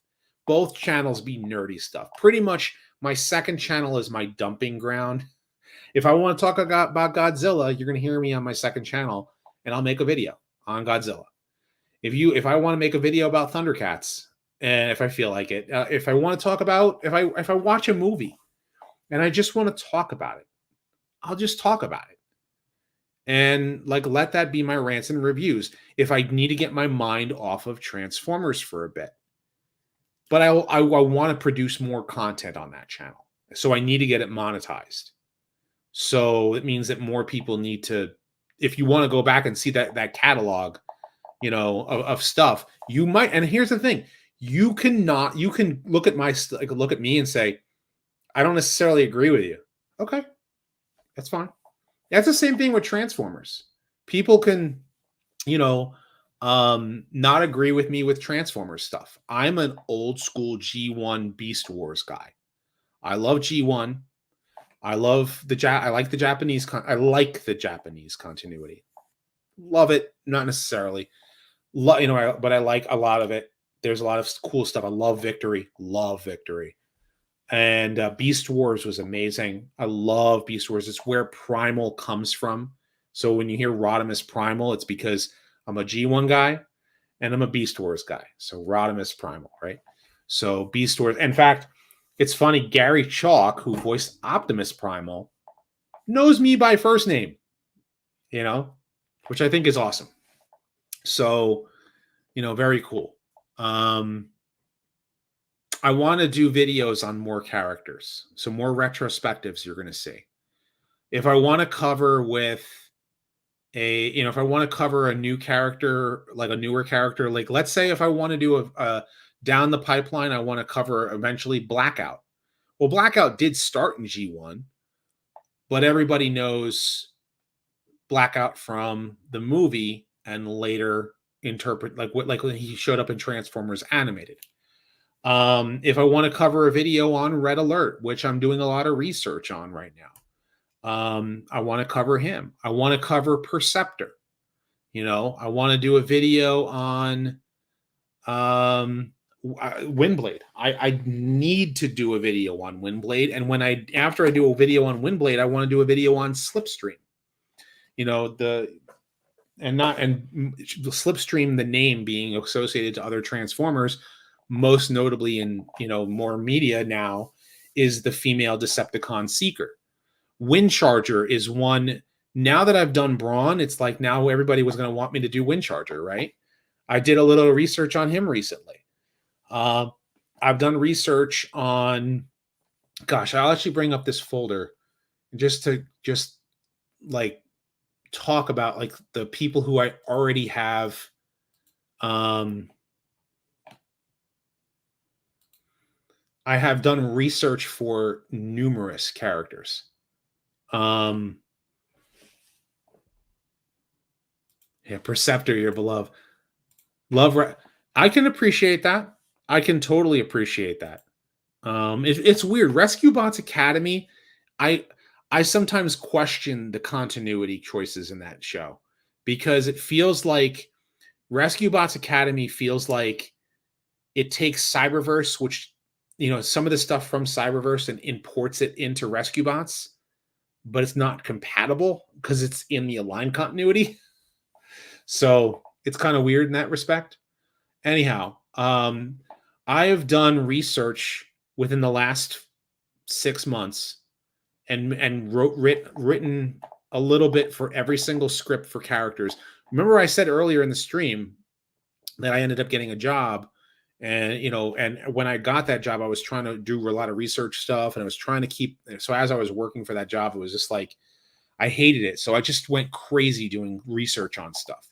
I did research on the aerial bots. I did research on Alpha Trion, Blitzwing, the cassettes, Combaticons, Generation 2, Grimlock, the Guardian robots, the Headmaster concept, Hoist, Impactor. One that I did I did a heavy amount of stuff, but I'm not really pleased with how much I wrote, even though I wrote a lot. I might actually, you know what? I might bring this script up here on the screen. I'll actually bring this script on the screen so you can kind of get a gauge about how much typing I do when I really do this research for these characters. But is Galvatron still Megatron? Which the answer to me is definitely yes. Knockout, Lockdown, the Nemesis as a ship, Optimus Primal, Perceptor, Power Glide, the Power Master and Target Master concepts, Predacons, Red Alert, Rhinox, Scorponok, Sea Spray, the Sharkticons, Six Shot, Skids, Slipstream, Springer, Target Masters again, Technobots, Pterosaur. I actually wrote a lot for Pterosaur. I feel like if I really wanted to finish that script, I can actually make a Pterosaur script. I think my Galvatron is still Megatron, and the sweeps were supposed to be kind of like showing a lot of stuff together. Warpath was another one. I wanted to do a discussion video on the reuse of Transformers names. So I wanted to talk about how, with Generation 1, a character comes out and has a name and has an association and has a profile written for that character. And how, like, in Transformers Armada, they just name slapped everybody. Well, actually, it's a good question about why I didn't write Pipes yet. I just hadn't done the research for Pipes. That's all. It's not that Pipes is not on the pipeline. It's that all of these characters are characters that I have a lot of stuff, written for. Wreckers, Wheelie, Windcharger. What caused the G1 cartoon to end? Be a discussion video. I did a Huffer video. And when I did the Huffer video, I thought about doing an Outback and Pipes and Tailgate videos, but I hadn't actually done the research for those characters yet. So it's a matter of, like, have I actually researched them to write the script that I want, and then Sandstorm. Yeah. Okay. So this is actually a good point of discussion here. So Sandstorm is one where I'm like, now I'm okay with Beast Wars, reuse of the name, Inferno being two different characters, Optimus Primal, Megatron, because they make it a point to say that, like, I took the name from a previous Megatron, or, the name but the names do fit. But it's in the 21st century where we're starting in Armada. Some of these times, a lot of these characters just don't feel like they match the name. Sometimes you really feel it's a name slap. The Unicron trilogy is littered with that stuff. But with Sandstorm, I like G1 Sandstorm. And then for me, G2 Sandstorm, to me, is a nickname. His real name is Darude. And if you get that reference, you get a no prize. So Darude, Captain Darude, known as the Sandstorm of the Decepticons. And yeah, there is the Sandstorm of the Predacons as well, right? So Captain Darude, the Sandstorm, yeah. And why Captain Darude? He is commander of the Generation 2 squadron of Seekers. So it's Sandstorm, he's the captain.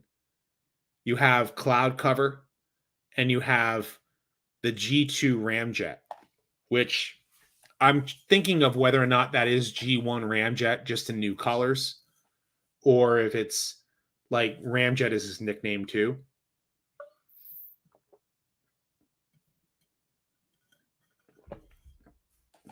Because G1 Sandstorm You either have the Wreckers character, or you have the what's it called? Ramjet the second. Original Ramjet was killed, and your father is confused with Beast Wars Megatron. He thinks he's the G. Okay, they're not. They're not the same character. G1 Megatron is the Megatron you know from the original cartoon, but his descendant is one who is a Decepticon. They became the Predacons. The Megatron of Beast Wars is a new character who had great respect for the original Megatron, but wanted to conquer the universe. So he came to the Ark in prehistoric times and took the spark of G1 Megatron in the third season of Beast Wars and became a dragon. But he was a T-Rex throughout the whole series. So G1 Megatron is the gun. Beast Wars Megatron is the T-Rex. But hope I'm doing well. If you want to hear some of my sad story earlier in the stream, I can go further into that with the job that I was working at, with the YouTube channel that I was building for someone else, and how he ended up getting like way more subscribers than I have. What nobody really watches. I mean, people watch his channel, but I guess it's a different thing. But that's a whole. I won't say the name because I'm too respectful. I don't go out of my way to insult people. You know what I mean? Like, I don't go out of my way to insult someone like that, unless it's like a corporation like Disney, or some of the boneheaded decisions that Hasbro is making, or cloud cover is the cloud.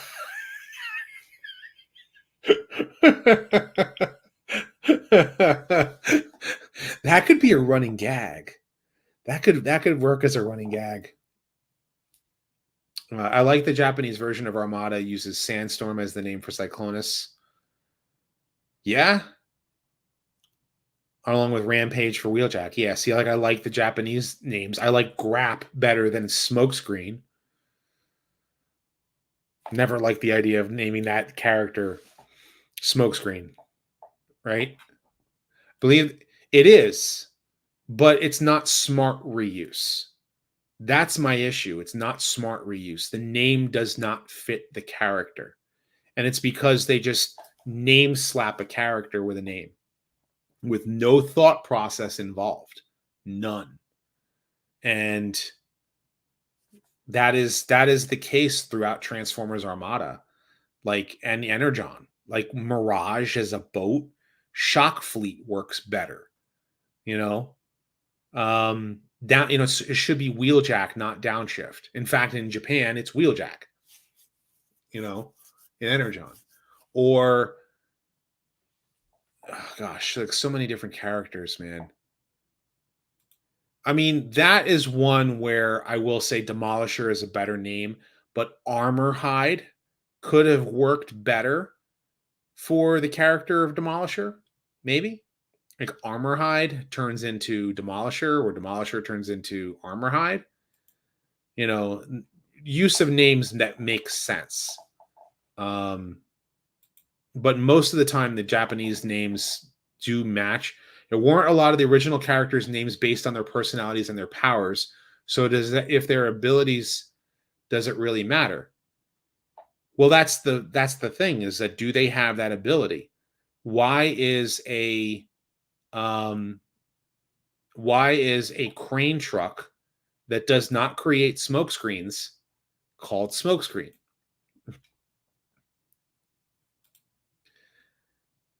No. Oh yeah.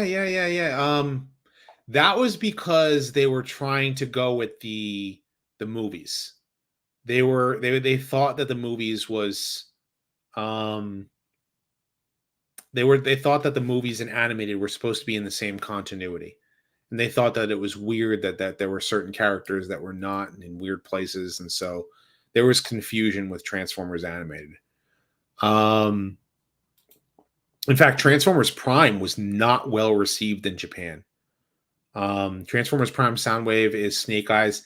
Yeah, I kind of see that. But yeah, Transformers Prime was not even, they only went season 1 and season 2. So the Japanese did not see past the end of season 2 of Transformers Prime. So yeah.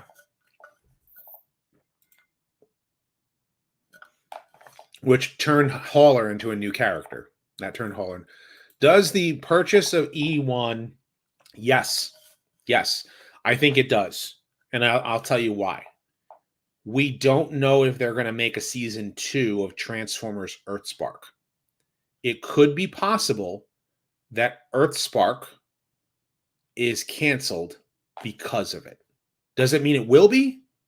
Not necessarily. Can it be? Yes. Why? Entertainment One are the people who were responsible for making Transformers Earthspark. So it's possible.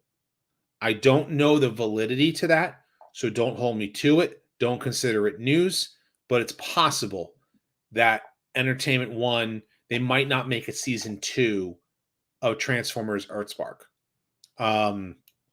But they could. They could still be in production. It could still be contractually obligated to make Earthspark.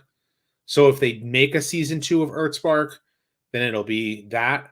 But if not, then you're just not going to get a season 2 of Earthspark, and they're just going to have to start from scratch again.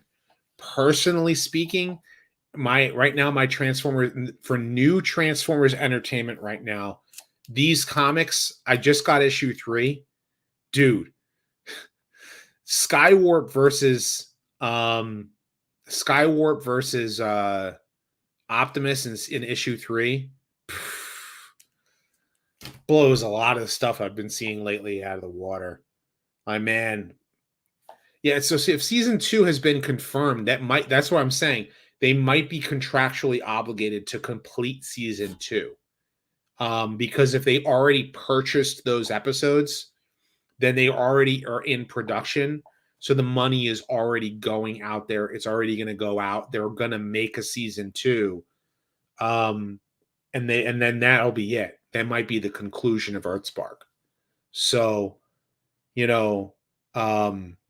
so for those of you who are big fans of Earthspark, you may have to take into consideration that if Entertainment One is now purchased by Lionsgate, we might not get a season, past season 2 or past the number of episodes that were ordered for season 2 to be produced. So they might be contractually obligated to make a certain amount of episodes. They'll make those episodes and that'll be it. I don't know, because nothing has been stated. They haven't said anything. They haven't made any announcements. The only thing that we know is that season 2, if season 2 is confirmed, then that's it. Then they're making it. But if not, then we might not see a season 2. It might not even come to air. They might just leave it as a tax write-off that the show just doesn't air. We just don't know. And so I don't want to make a statement of fact without knowledge. I'm only saying that this could be something that happens.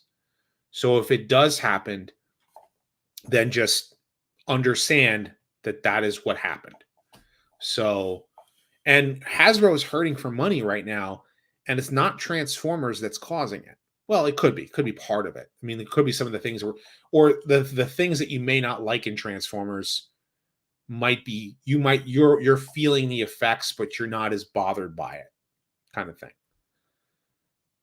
Yeah, and for characters like that, yeah, Frenzy is in it, and they did a gender swap for Frenzy. I'm of the opinion that, I understand it's a different continuity, but I really wish that they didn't do that so much for characters. I wish that they would keep characters existing as they are, like Skywarp and Frenzy, and let those characters stand on their own as they were originally conceived, and then leave those characters alone and create new ones. So many Transformers is a franchise that has room for new characters. So like people who may not like something out of the out of the new Transformer shows, um, can look at a character and just kind of go, okay, it's the new character. Either you like it or you don't like it. But when you take the older character, the older fan in me goes, I'm more about like that, you know, uh and yeah, and same thing for swoop in Cyberverse, you know. Um I don't hate, like, in other words, I'll watch that show knowing that it's a different continuity. Um I don't care. I like Cyberverse better than Earthspark. So um I enjoyed Cyberverse more. So, it's just my own personal look at things. I had more fun with the show.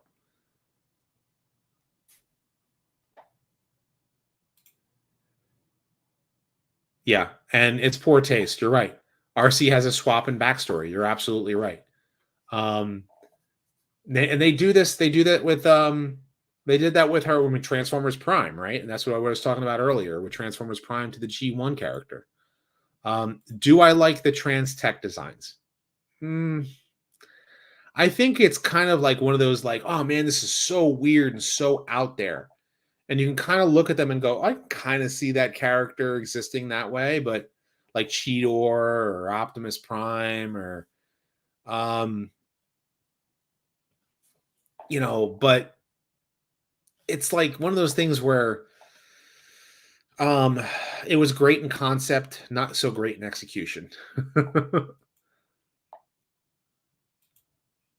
That's probably why the concepts for Transformers Prime changed so drastically. It was good in concept, but not so much in execution. Have I read the English translation of the manga?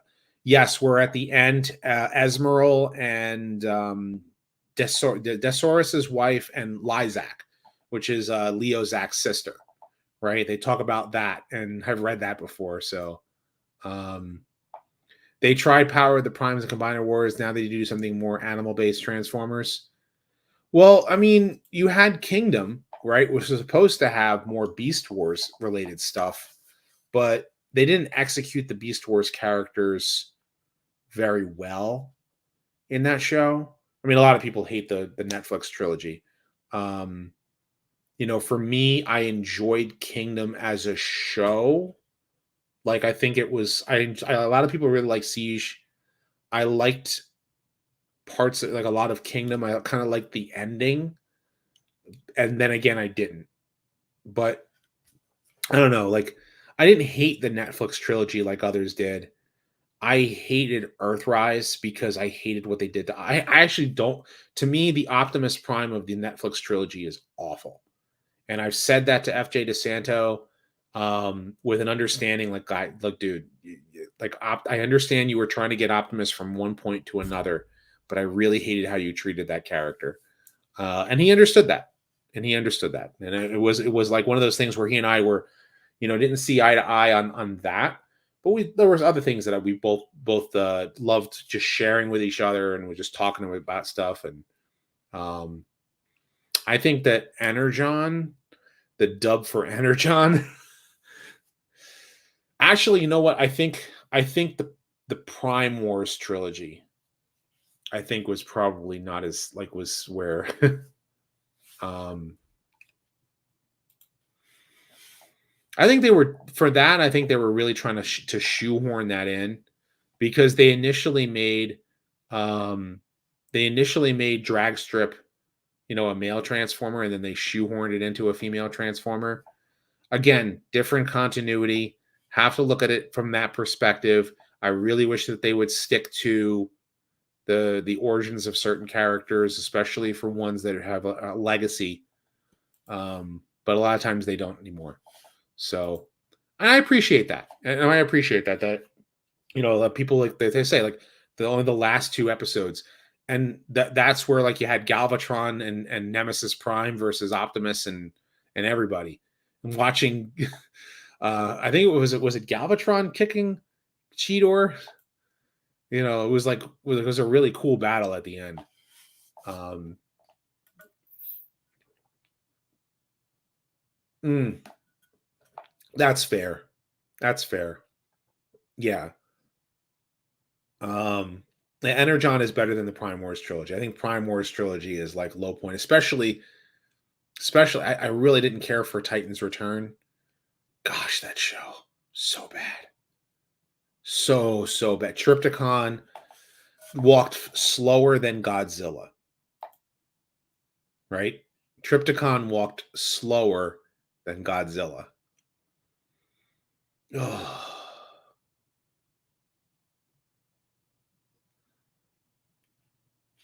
I also didn't like. I also would have appreciated if Nemesis Prime was a clone of Optimus instead of the future version of an alternate future version of Optimus. Um, what do I think of HasLab rumors being Primus being a thing? Cool. Um, I don't know if it would sell as much as Unicron though. I think they want to do it, but I don't know if it would sell as much. I mean, then again, to have a full size planet Cybertron, um, yeah, got to build that tension with that slow walk. I mean, if you watch Godzilla 2000, right, and you see Godzilla on his march to fight Orga, um, in Godzilla 2000, it took a long time for that Godzilla to get there, and Triptychon was slower, a lot slower. Don't really like the concept of Primus. Here's the thing with Primus, it's really just need a wall with a face. Yeah. It's as slow as the Triptychon toy, right? Yeah, that slow walk.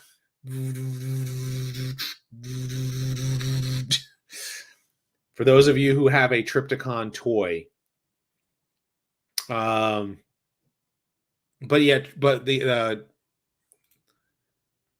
what is worse, Godzilla 98 or Godzilla? I like Godzilla 2000. It was basically Toho saying to Trident, or TriStar Pictures, hey, this is how you make a Godzilla movie. um, I can appreciate, again, like it's a matter of like what show do you like the least, you know? I can understand that people liked it, and I've heard a lot of people have a positive opinion on the Prime Wars trilogy. And I mean, I know even some of the people who worked on it are not happy about how that show came out. My biggest thing, here's my biggest problem with these Neo G1 shows. Like between since 2001, 2002, we've had nothing but Transformers new continuity, new continuity, new continuity, new continuity. And I'm tired of it myself personally. You have everything from uh Armada, the Unicron trilogy. You have the animated. You have Prime. You have Cyberverse. You have Earthspark.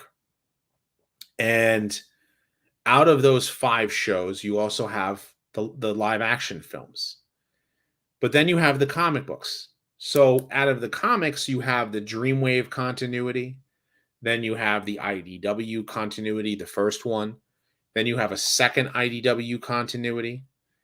And then you have Marvel Comics goes for 80 issues in the US, but then there's the UK continuity, which is supposed to be the filler between the US stories, but they had to edit some of the US stories to make it work in the UK. And then eventually they had to splinter that timeline. That Simon Furman was forced to splinter the timeline. And then at the end of the Marvel run, you have Generation 2, which is one continuation. Then you have Regeneration 1, which ignores the UK and Generation 2. G2 actually G2 does work as a sequel, I think, as a sequel to the UK, but Regen 1 ignores both G2 and UK. And then but then you have, what's it called? Yeah, and I like that when the ending is as the, then you have the last bot standing, which is like the like a just a micro continuity. I think it's supposed to be the tail end of IDW, or could be, or might not be, or whatever. And now you have Skybound. So now you have all these Neo, but then with the cartoons, you have these Neo G1 shows. So you have Prime Wars, right? You had IDW was kind of a Neo G1, Dreamwave was a Neo G1, right? And then you have gosh, I mean, you see how the timeline splinters so much. And I thought about this, and I'm like, look, you want to have a whole different continuity for your shows for the current generation of Transformers fans. So be it. Earthspark is one, animated is another, Prime, all that. But the new G1, cartoons that have come out have not made a true show that can continue on. Yeah, why call them Neo? They're their own thing. Because they sold themselves almost in a way as like within G1 continuity. Like, oh, does this fit? Oh, wait, no, it doesn't fit. Does it fit? No, it doesn't fit. Because if you're going to sell to Generation 1 fans want something that connects. They want continuity. Dreamwave is its own continuity. Yeah, that's what I'm saying. G1, like it's not a sequel to anything. It's not a sequel to anything. The thing with like the Dreamwave comics is that it initially came out and people were wondering whether or not it took place in cartoon or comic continuity. Like back then, there was no, does it take place in is it a sequel to G1, or is it a sequel to something else, or is it something on its own? Back then, it was, you had cartoon and you had comic, and they were two separate continuities. That's how people viewed things back then, right? So the Dreamwave comics kind of felt like it was a sequel to the G1 card, or it was a in between season 2 in the movie of the cartoon, but it wasn't. And then they made it so that it wasn't. And then the aligned continuity. Aligned continuity is its own continuity. So like you have all this stuff, and you're like, I just want, if they want to just, like they've already done like the comic book continuity for Marvel Comics is complete. You have Regen 1 as an ending, or you have G2, which I think that G2 kind of like didn't stick. So, and then you have UK, right? But if you just go by the US continuity, Regen 1 is basically the continuation and completion of that.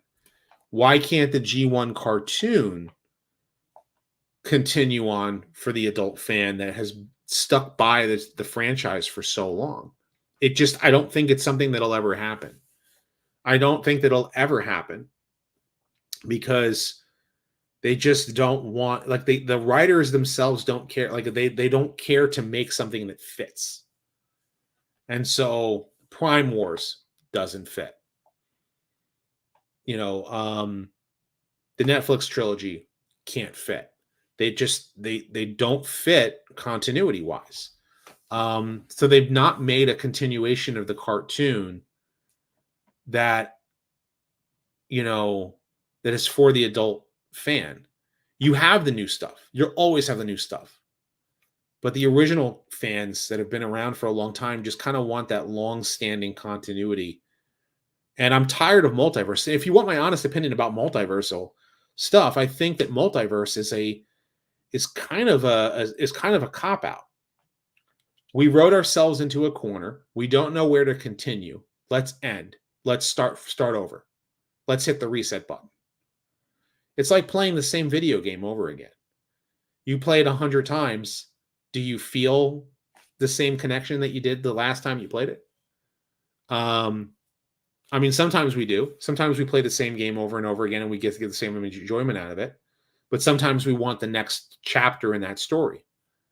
But when the next chapter in the story ignores the events of the previous game, you don't feel like the connection to it.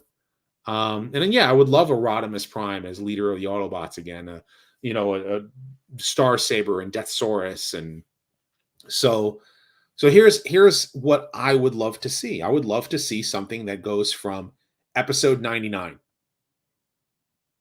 the episode that takes place after the rebirth.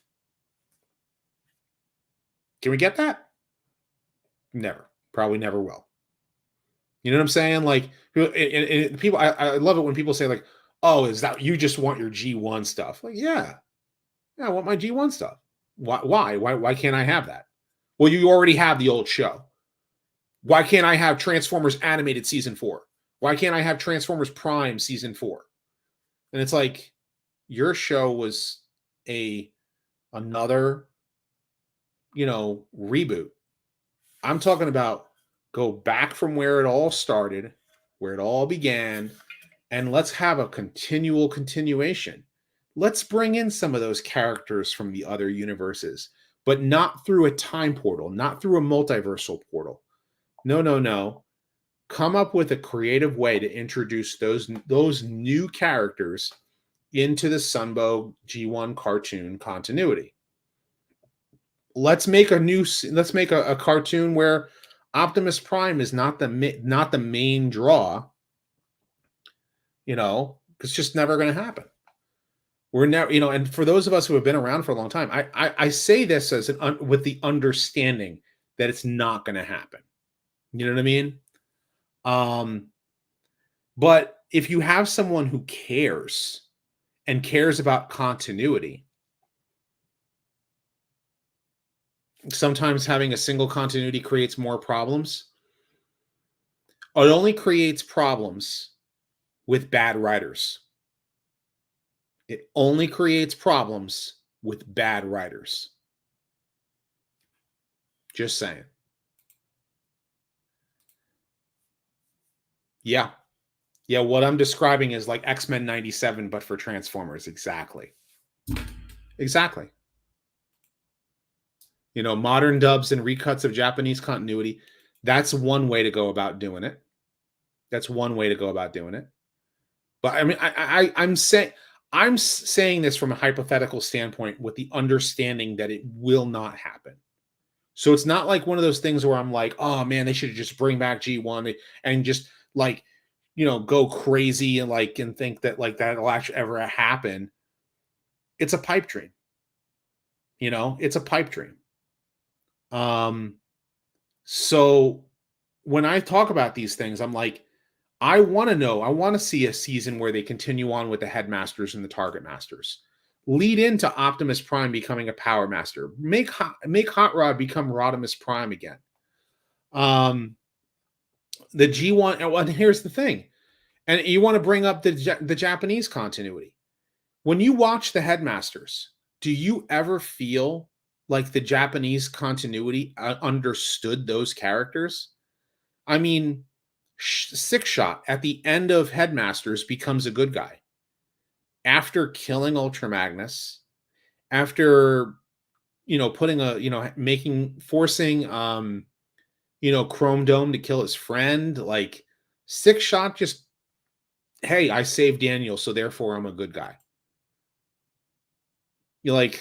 When the legacy characters, they just brushed them to the side.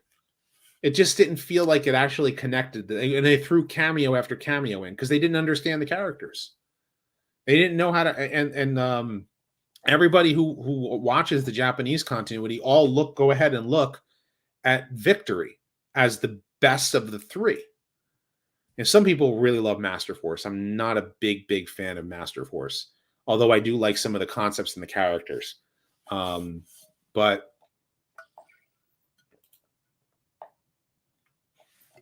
yeah, it mentioned Sparkplug's death, but Chip would have been, alive in 2005. Exactly. They never ever explain all that stuff. And whereas animated, they had hypothetically thought of where they would go with season 4, but they did write season 3 as an ending. Whereas G1, when the cartoon ended, you had a pseudo season 5. The season 5 of G1 had a Power Master Optimus Prime come down and told older episodes. So you had More Than Meets the Eye part 1, 2, and 3, the movie broken down in 5 parts, 5 Faces of Darkness, The Rebirth, Dark Awakening, The Return of Optimus Prime. It was like 20 episodes total. With this Power Master Optimus Prime coming down as the narrator, replacing Victor Caroli as that. And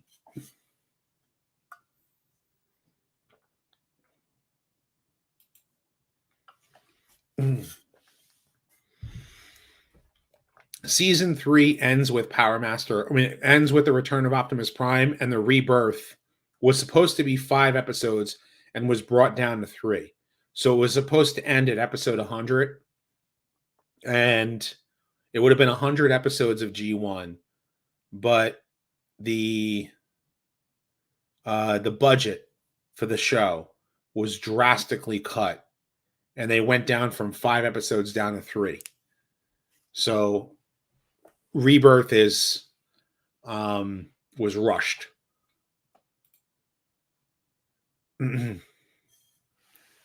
Yeah. There was all concept. All of animated season 4 was concept, to my understanding. They didn't have full-blown scripts. It was more so like summaries.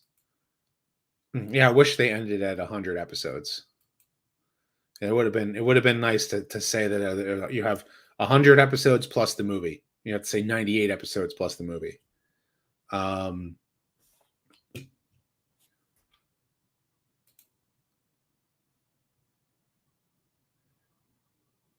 Which episode was that? Are you talking about Scramble City?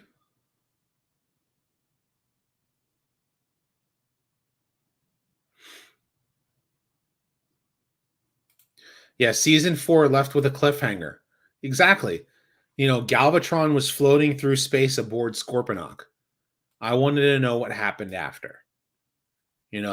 Whereas animated ended with the Autobots returning to Cybertron, Megatron is captured. There might have been some loose ends here and there, but for the most part, it was an ending. G1 ending, okay, Cybertron is restored, but the Decepticons are still out there. And they can always come back with more. Megatron is supposed to come back issue 5, I think, right? We shall see, Galvatron. We shall see, right?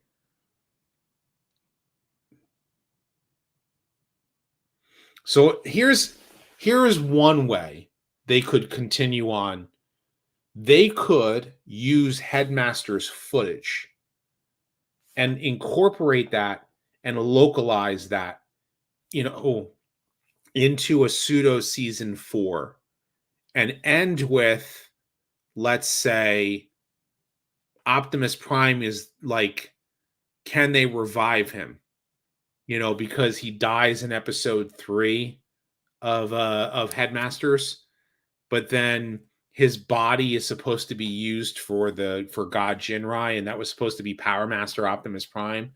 Well, then you can utilize parts of Master Force where Optimus Prime is revived using the power of the Master Force. That's if you want to use Master Force to localize that, or if you just want to do a full-blown season after that. That would be one way about going about doing that. I don't think that'll ever happen, though, because I don't know if they can actually recut it the way that they want to. It could be done if the writing was done right. That's one way. Or just do. Well, here's my proposal, and I think that would be really cool. And I don't necessarily think that it would happen. Again, um, imagine a imagine a anthology series that takes place today with Transformers existing. Generation 1 has ended, but it is an entire season of episodes that only connect to the story being told, but it fills in the gaps for you. Stories that take place when you have a character who exists in the present and they are explaining they're having a parallel adventure to what's happening in a story that to something that happened to them in between season 2 and the movie.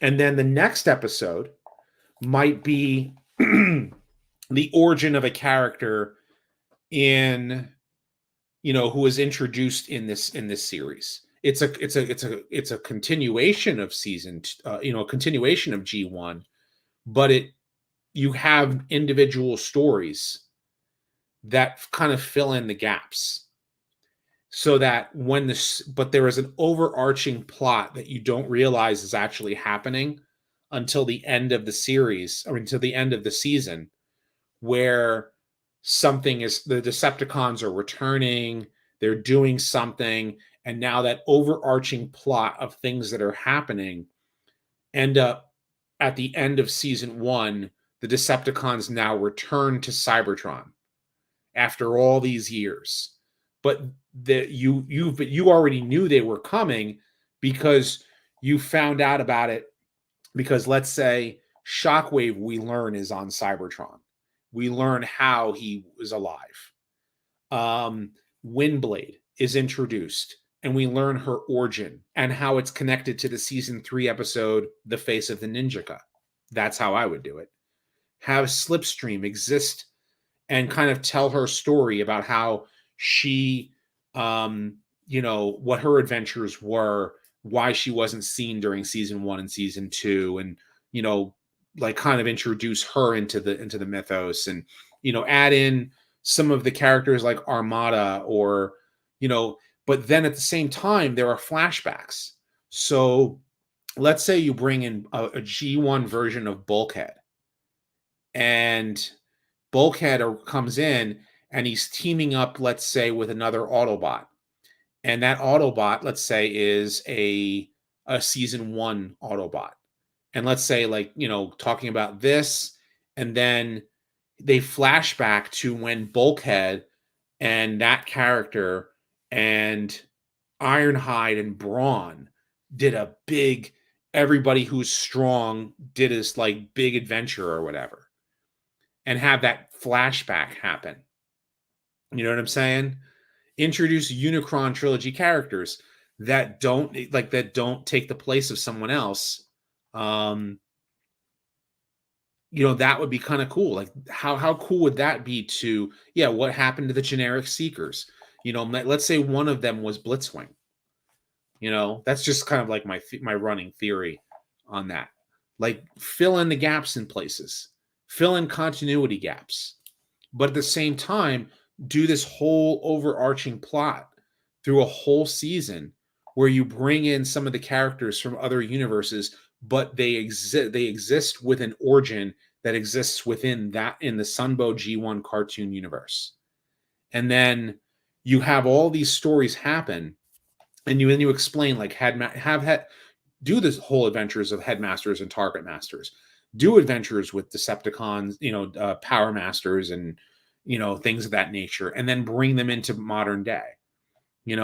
Have it all be a whole season of stuff that's happening, and then the Decepticons return to Cybertron via Shockwave, where he's been hiding in Kaon, and no one knew he was there, except for him and the Decepticons that were with him. And he is let's say, the villain of the first season. It's G1 Shockwave. And what you don't know is that he's actually trying to get in contact with Galvatron, who has been lost for ages. And Galvatron is going to return aboard Scorponok. So you bring in that continuation, but you don't realize that how are Decepticons? I thought the Decepticons had left Cybertron alongside, this. Oh, these Decepticons were crushed by Unicron. You know what I mean? Like those would be like kind of like things that you would just do. Can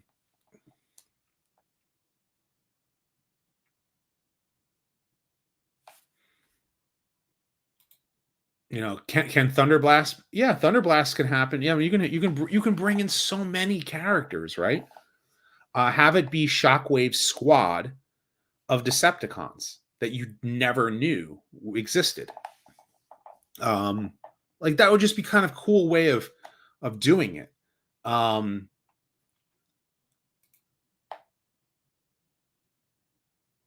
I mean, you can bring in characters from different continuities, but again, make sure that it fits G1 Sunbow continuity and make it a continuation and have someone who knows the franchise and knows and understands the characters to make sure that it fits without contradicting anything, except if it's a retcon, and if it's a purposeful retcon.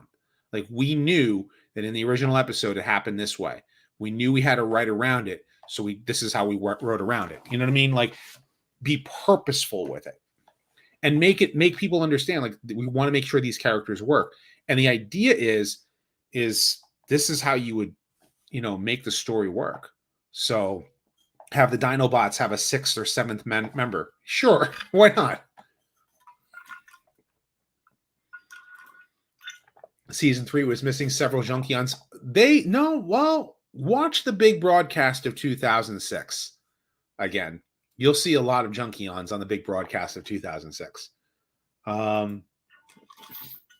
Backstory of DevCon. What happened to him? I should redo that. Zelda continuity comes to mind. Man, I've been going on for a while, right? But you could tell, like this is something that I've thought about for a long time. Again, this was a hypothetical. This was all a what if, and wouldn't it be cool if they did this? I don't think it'll ever happen. This is my imagination going in places that, like, I've thought about this stuff, like visions of how you can just expand the Transformers universe and not have to go on you could do your kids stuff reboot after reboot. But imagine there's also a one single continuity that is a long-standing one, like, kind of thing. And you know how I would do with that.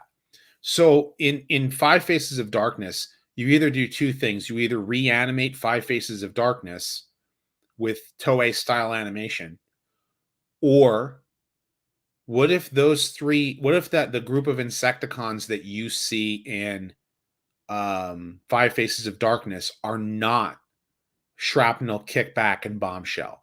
What if they are a small group of long-standing clones, or if you reanimate them as the deluxe Insecticons that still exist? That would be one way about doing about it. Or we reanimate every ACOM episode. Let's do that. Every single ACOM produced G1 episode, reanimate, iron out the animation mistakes. The thing about fan fiction, though, and I see this, like, make a fan fiction channel where you read some episode layout you wrote with little art.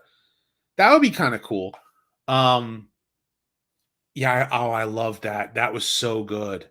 Dreams of Daikon. That was so good. That was amazing. I would love to talk to the guys who made that. They did an amazing job. Amazing job. but like,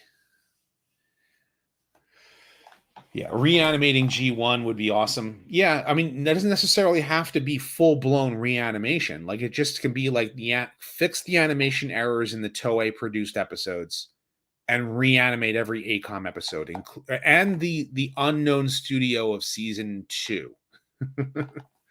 um yeah, I love that. That was that was so good.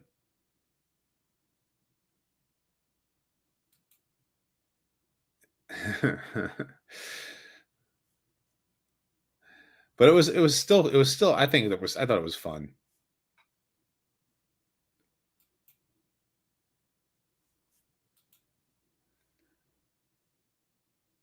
Carnage in C minor. No, just keep it. Reanimate it. Just reanimate it. And I'll tell you why. The reason why is because Carnage in C minor has an interesting thing about Carnage in C minor. It's one of the episodes that take place after Web World. And if you notice, Galvatron has a plan. What's one thing about Galvatron that we all know from season 3? He's nuts. And in Web World, they bring him to Torculon, right?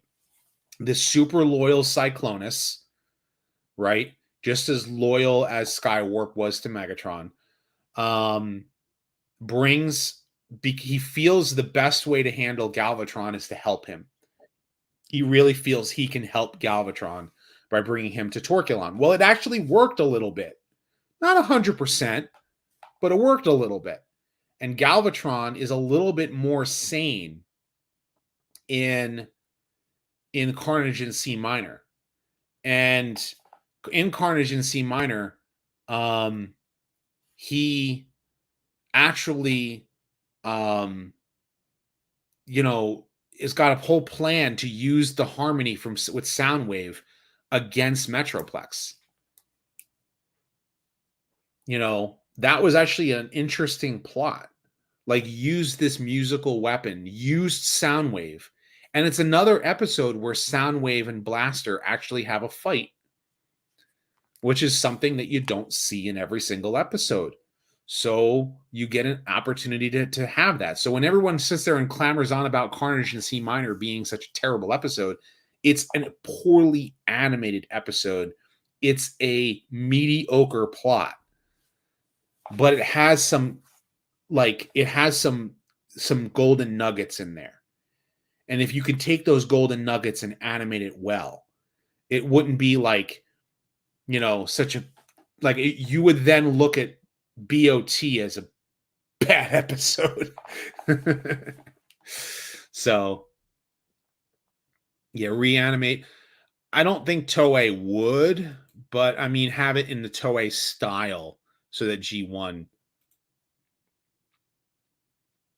and Fisticuffs, yeah, Rodimus beats Galvatron fair. And what that would also mean, Starscream's ghost gets reanimated as well. And then here's the thing. If you do reanimate those episodes, make them a minute longer. A couple of extra scenes here and there, maybe a minute, maybe 2 minutes. Have some of the fights be a little bit longer, especially the Rodimus versus Galvatron fights. Another episode that needs reanimating, or wouldn't actually need an animation mistakes fixed, would be a Toei episode, and that is Nightmare Planet. And that episode has incomplete animation. There's a scene where Springer is riding Razor Claw, and they only animated the keyframes. They did not animate the tweens. And so you see Springer here, Springer here, Springer here, Springer here, and then he's attacking. And it's supposed to actually be fluid, and it's not. And the reason why you know that it was not meant to be that way is because they actually hold Springer there for a couple of seconds, and then he's there in another portion, and another portion. So you know that was supposed to be animated differently. It just was never finished. Another Another episode, yeah, Child's Play needs some fixes. My kids actually like that episode. My daughter actually likes that episode, and I think it connects to kids better than we adults realize. Like Child's Play, actually, I thought about this. I was like, I don't like the episode Child's Play. Now I understand it from a kid's perspective when you have a kid who actually likes it. I don't think we need to reanimate the movie. The 1986 movie does not need to be reanimated. What needs to happen is that some of the deleted scenes need to be added back in. The Devastator versus Ultra Magnus fight, right? That is one fight that I would love to see. I know that it has to have been animated. I want to see the death of other characters. Oh, ooh, here's an interesting way about bringing back. I thought about this also. Here is a proposal for the return of previous characters, because I a lot of people have asked me if I've seen the fanfic. Was it fanfic films? Who was it? The people who made that continuation of G1, and they're using clips from the season 1 and season 2, and they're trying to make it be a continuation, and they're trying to do a good job, but it doesn't fit continuity wise. No, it's not a Starscream fan film. I saw that. I'm talking about they spliced in some Headmasters footage and Master Force footage, and they spliced in some season 1 and season 2 footage, but it doesn't really work continuity wise. Because they have because the arc is still existing. The arc was destroyed by Trypticon in Five Faces of Darkness, and Hound, Sunstreaker, and Sideswipe never died. They didn't die. Here are the characters who are let's go Autobots, because I already did a video on this. But if I was going to be the confirmed Autobots who died, the 4 on the shuttle: Ironhide, Ratchet, Prowl, Brawn. We know those 4 died. Wheeljack and Windcharger, definitively dead. Hound is not dead. Hound was at the launch pad. Sunstreaker was at the launch pad of Optimus Prime's shuttle when Optimus made his charge. So Hound and Sunstreaker, 100% alive. And according to Flint Dille, you don't see him die. You don't have a body. You've got no proof of death. Now, Inferno had a speaking line and with Blaster in the movie, and that was when Ultra Magnus goes to escape. There was that. Those characters are fine. Blaster, Inferno, they're still alive. But Mirage, Trailbreaker, and Red Alert were supposed to die. So Mirage would have been seen shooting and killing Bombshell in the movie, and then Megatron shoots and kills Mirage. Hound was not in the mausoleum. Hound was not in the mausoleum. I'll say it. Huffer was in the mausoleum. Huffer was an off-screen casualty. So Mirage, Red Alert, Trailbreaker, Huffer. Those 4 are confirmed, supposed to have been killed. Huffer, and Gears was a 5th. Gears was supposed to have been killed by Devastator. That gun turret that was firing, like was kind of like there and was kind of going back and forth, was supposed to be Gears getting crushed by Devastator. So there's that. He was supposed to go, it's all over for us. No, and then Gears gets crushed. That was supposed to be Gears' death. Blue Streak and Wheeljack, I don't believe they're supposed to have, like, in the storyboards. It's funny too, because I think Smokescreen was there and they changed it to Wheeljack because Devastator crashes through the wall. And I think that there were supposed to have been Autobots present to get blasted back, but Smokescreen did not die. So again, as far as confirmed kills, Ironhide, Ratchet, Prowl, Brawn, those are confirmed, right? Those 4. Wheeljack, Windcharger. Those are the 6 confirmed Autobot deaths in the film. The ones that we are then told afterward, Huffer. Then we have the supposed to die, didn't see them die because their scenes were cut. Mirage, Trailbreaker, Red Alert. That's it. Those are all the character deaths. Everyone else, every other character, every single other character, you cannot tell me that they're dead. They're alive. Every single one of those characters are alive.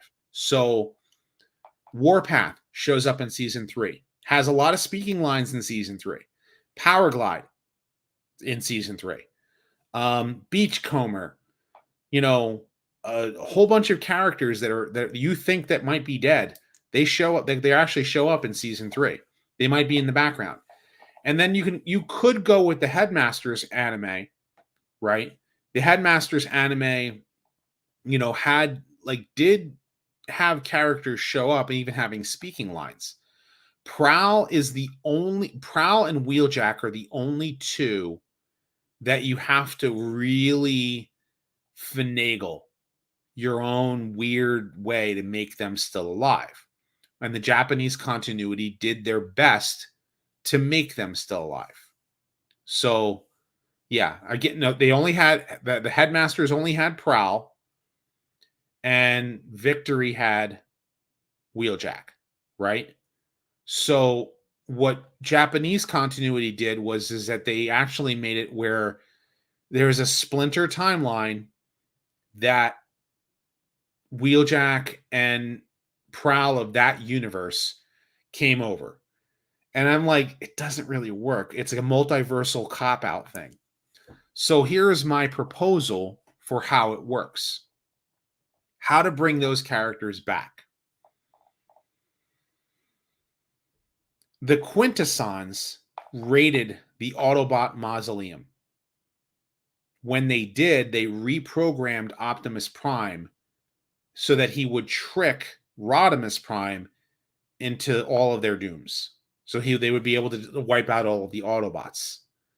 But instead, what they did was they didn't just reprogram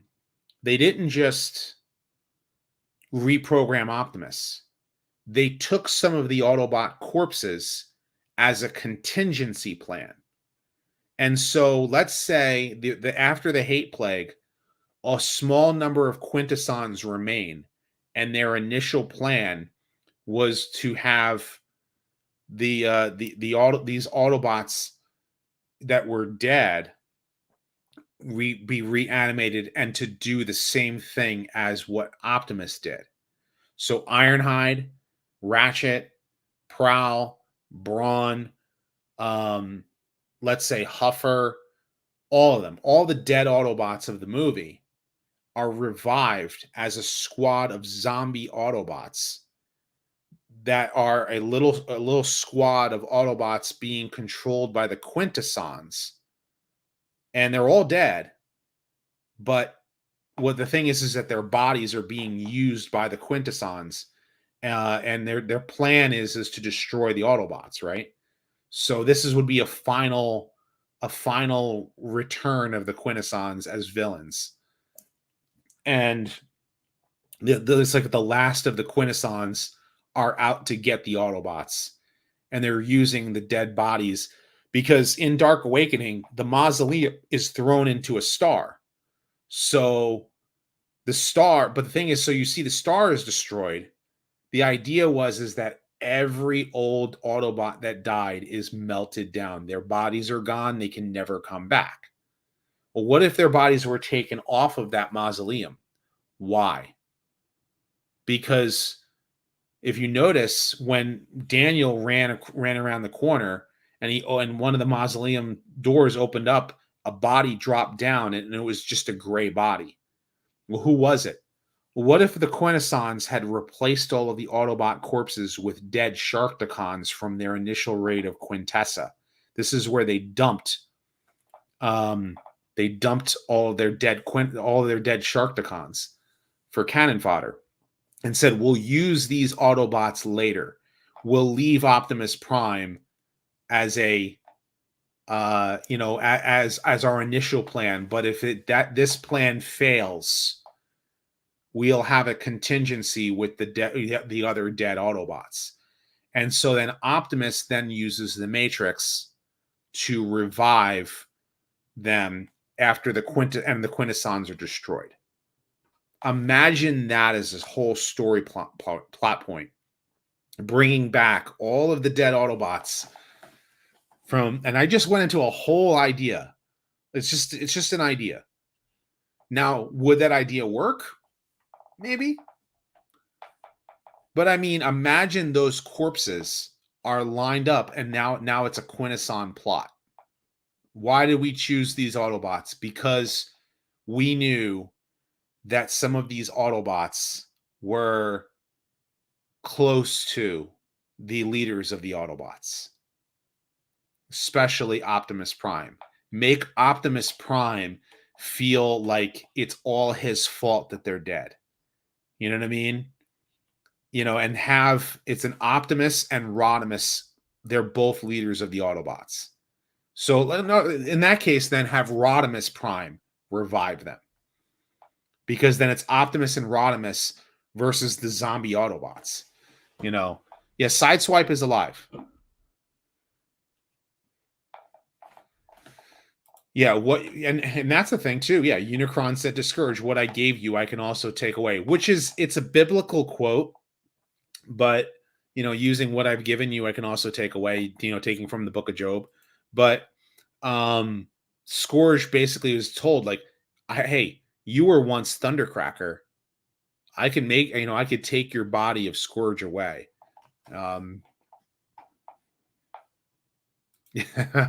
Hippity hoppy, your corpses are now our property. Like, see, this is just an idea. These are all ideas. So you hear me giving you guys these ideas, and you have to understand, these are ideas that I've long thought about. I thought about, how can you bring these characters back? How can you, are these characters dead? Like, so the only character, so I see you guys naming names like Sideswipe, Sunstreaker, Blue Streak. They're all Hound. They're all still alive. They weren't killed. But the characters that I mentioned, it's like 10 Autobots. What if all of their bodies, those 10 Autobots, were stolen by the Quintessons, and they left those 10 places with they left them with dead Sharkticons, with the understanding that this is our contingency plan. And then the Quintessons, and what it would do, it would also be a great story, because Rodimus and Optimus would team up. It would be Optimus understands, like, I failed up to this point. I mean, we were losing, technically. We were trying to make an assault to come back, but we lost, but you saved Cybertron. And like, where Rodimus kind of have the two characters have a parallel. Optimus and Rodimus can have a parallel. You know what I mean? Where like Rodimus is like, all these years I felt inadequate. All these years I felt like I was less than. Everyone looked down upon me as leader of the Autobots, and you were the great hero, Optimus Prime. And Optimus is like, no, I'm the failure. And it's like the two of them have to reconcile and come together. And it's like, but you don't understand. I jumped in your fight, and if it wasn't for me, no, you don't understand. It had to happen. You had to become leader, because if not, you wouldn't have saved. You needed to had to happen in order for you to save Cyber. Like, have that storyline, take place. Another one, Prowl comes back. Barricade comes in. And what if Barricade was a former Autobot? Barricade, let's say, was a former Autobot who was on the police force. And it was Now, if you read Blue Streak's tech spec, I think it's Polyhex it was his city, right? Was it Polyhex? Or was it what was the story? What was the city that was Blue Streak's hometown? So if you understand the character of Blue Streak is a character who talks insensively, right? Praxis, that's it, Praxis. So Praxis was destroyed, but Prowl was on the police force. And Prowl's partner was let's say if Prowl's partner was Barricade. Now, Prowl was off mission trying to reconcile with Prowl Jr., animated Prowl. And while this was happening, Barricade brought the Decepticons in and they leveled Praxis under Barricade's watch. And Barricade joined the Decepticons at that point. And, you know, then Barricade now, like, he has a little Micromaster partner named, who was his runner, aka the Micromaster Barricade. And, the two of them are teaming up to try and hunt down Prowl and Blue Streak. And, in present day. And now Prowl Jr. So here's my idea to bring animated Prowl into a Sunbow continuity. So let's say, right, if you follow the continuity of the commercials, Quick Switch is the son of Six Shot. He is a six changer who is an Autobot trying to do right the wrongs that his father did, right? So,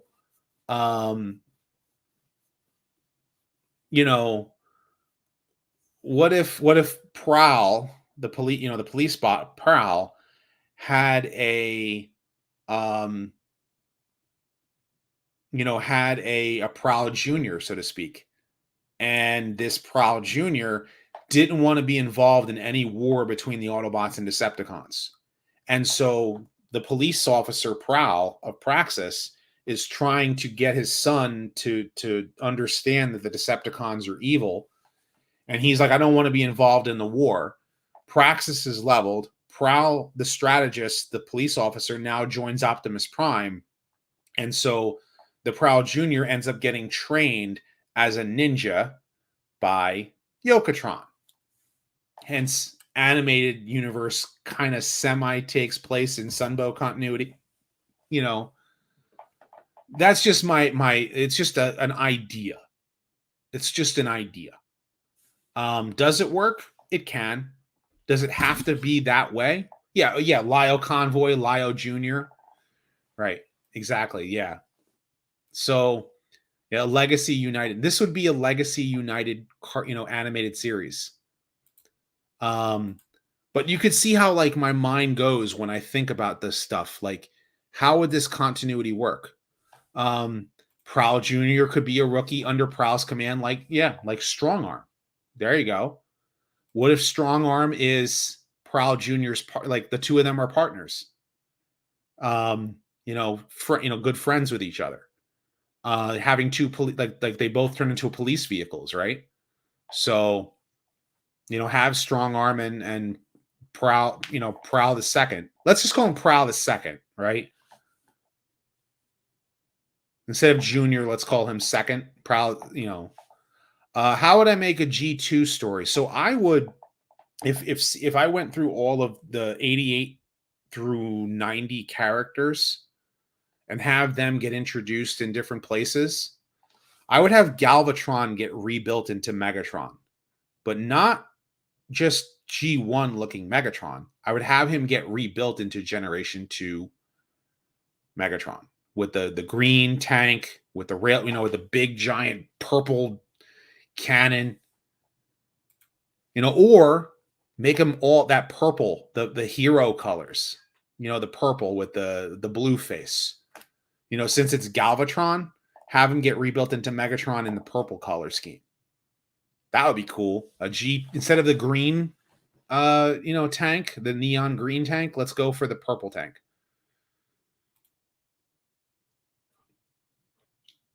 Of course. See, I've been going on for a while and I've kept at least like 80, 90 of you guys, your attention spans going for how long? And we've nerded out quite a bit, haven't we?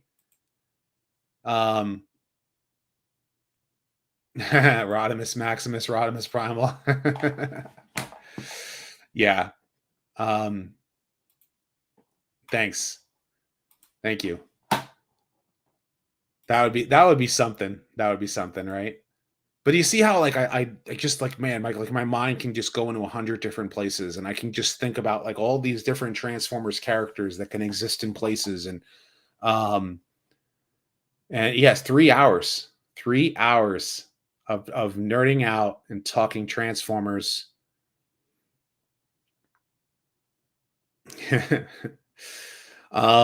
Now, yeah, Sentinel Prime does exist in Generation 1, the Generation 1 cartoon. There is a Sentinel Prime.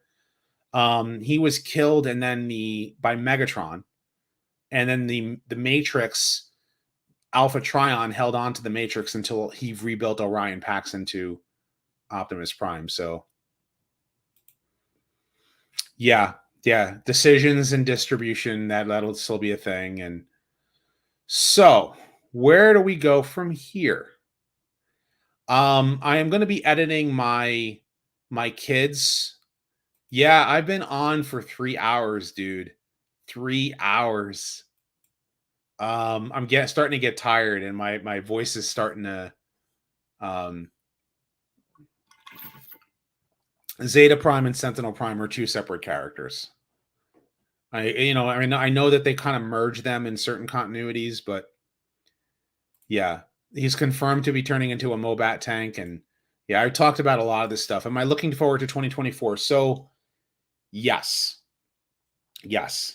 I am hoping. I mean, it is 12/17.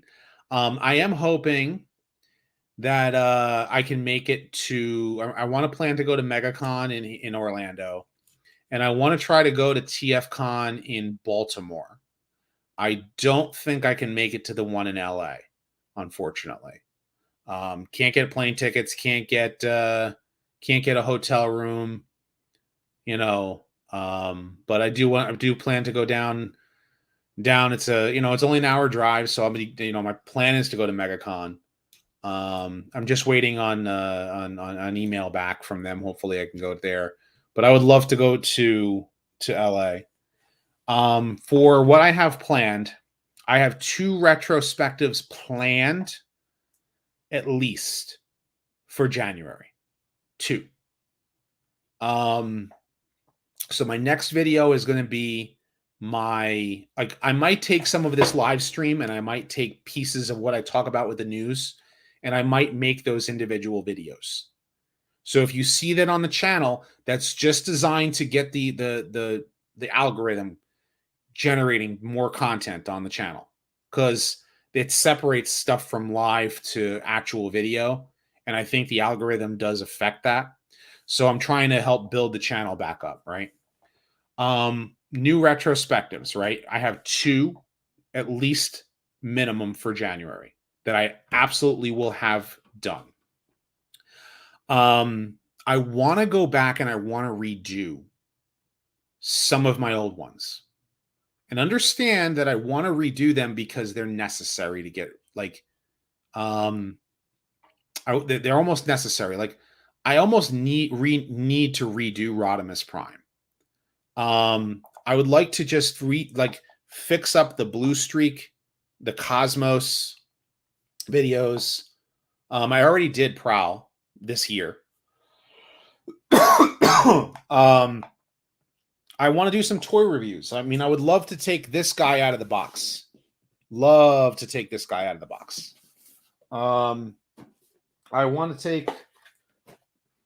these 2 out of the box. Definitely. And I want to take, I definitely want to play with this this set right here, Optimus Primal and Megatron. I would just love to finish, to open these. So I would love to actually do maybe I'll do tour. Maybe should I do tour reviews for them? I mean, do you guys like my Ultra Magnus video when I did the Ultra Magnus review? I want to take some, maybe I might do a short just showing off my Clampdown and my Red Alert. My Red Alert, I'm still trying to finish the,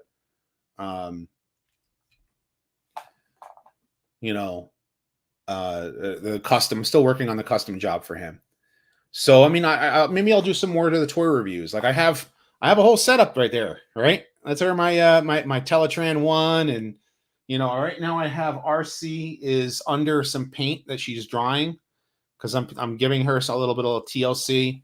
I have the filler kits for her, and I have the Toy Hacks labels, which I'll let you guys know again from now until the 31st, I think it is. On toyhacks.com is Primal Xmas 23, gets you 15% off. And I think January 1st or January 2nd, Toy Hacks will give me another code. And I've already asked for what code it's going to be, and I'll make that announcement on a community post here. So will I do a retrospective on Transit? I mean, yeah, sure. I want to cover some of the big names, though. I want to cover some of the names that I've not covered that I kind of feel like need a video. They should have used the Sunstreaker mold for Breakdown. No. I think the biggest problem that everybody has with Legacy Breakdown, which I do have connected to Menasor. Oh, speaking of which, take a look at this. So Guido Guidi, his artwork I have here for I initially laid them out for the Autobots, but they're kind of messed up right now because I had to take some Autobots down. But the Decepticons are just like Guido Guidi's picture that he did. And so I have Megatron, he's pointing his gun. I have Skywarp up there. I have Shockwave, up there in blaster mode. Soundwave the same way. I've got Rumble, but I also have Barricade, Reflector, Knockout, and the Insecticons there, right? So the Insecticons are here. Knockout and Barricade are there. But then when you come down to the Decepticons, Galvatron is where Megatron is. And in front of, instead of Barricade and Knockout, I have Runabout and Runamuck. But then notice where I have Skywarp up there, and who's behind Galvatron? Cyclonus. And Thundercracker is behind Knockout, so Scourge is behind, Runamuck or Runabout. And then I have the Insecticons are there, the Sweeps are there, Shockwave is there, Blitzwing is there. So, and the reason why Blitzwing is there is because, if you guys know, Shockwave was supposed to be the one who portrayed Galvatron in Five Faces of Darkness, and and Flint Dille was told to change it to a different character, and so he gave it to Blitzwing. But yeah, so, and I have you can already see Studio Series Ultra Magnus is already there, and sitting on his shoulders is Eject and Rewind. So, because they're small. But it's just kind of fun to just show that stuff off. Speaking of which, so I already said this before. My kids had already seen the movie, and I'm gonna edit that reaction to the movie. That's gonna be the next video on this channel. So, my son was sitting in here when he was watching the movie. We were talking about the movie the next day. We watched the movie a second time. He goes, "Why does it say Transformers are all dead?" He's just starting to read, so he saw that, and I said, "Why does it say they're all dead? Is it because they died in the movie?" That's what he asked me today. That's what my 5-year-old son literally asked me that. My daughter kind of has a better understanding of stuff. But I said, no, that's a different thing. That's a whole different story with Shockwave. So yeah, I kind of do too. I mean, I really wish that it was still Shockwave, because then it would have made sense for Shockwave and Starscream in the episode Starscream's Ghost, right? Yeah, that's so funny. Yeah. So, but man, you can tell.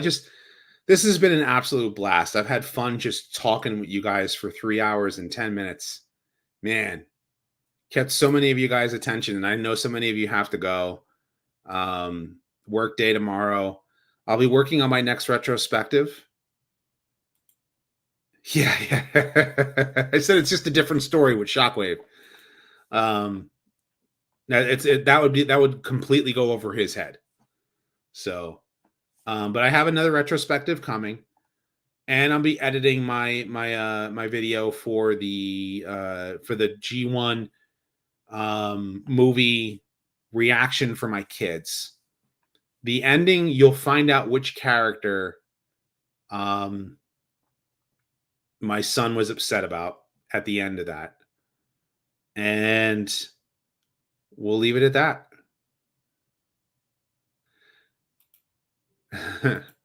So I hope you guys have had a blast talking to me till all are dead. Oh man, this has been so much fun. So, all right, guys, until next time, till all are one.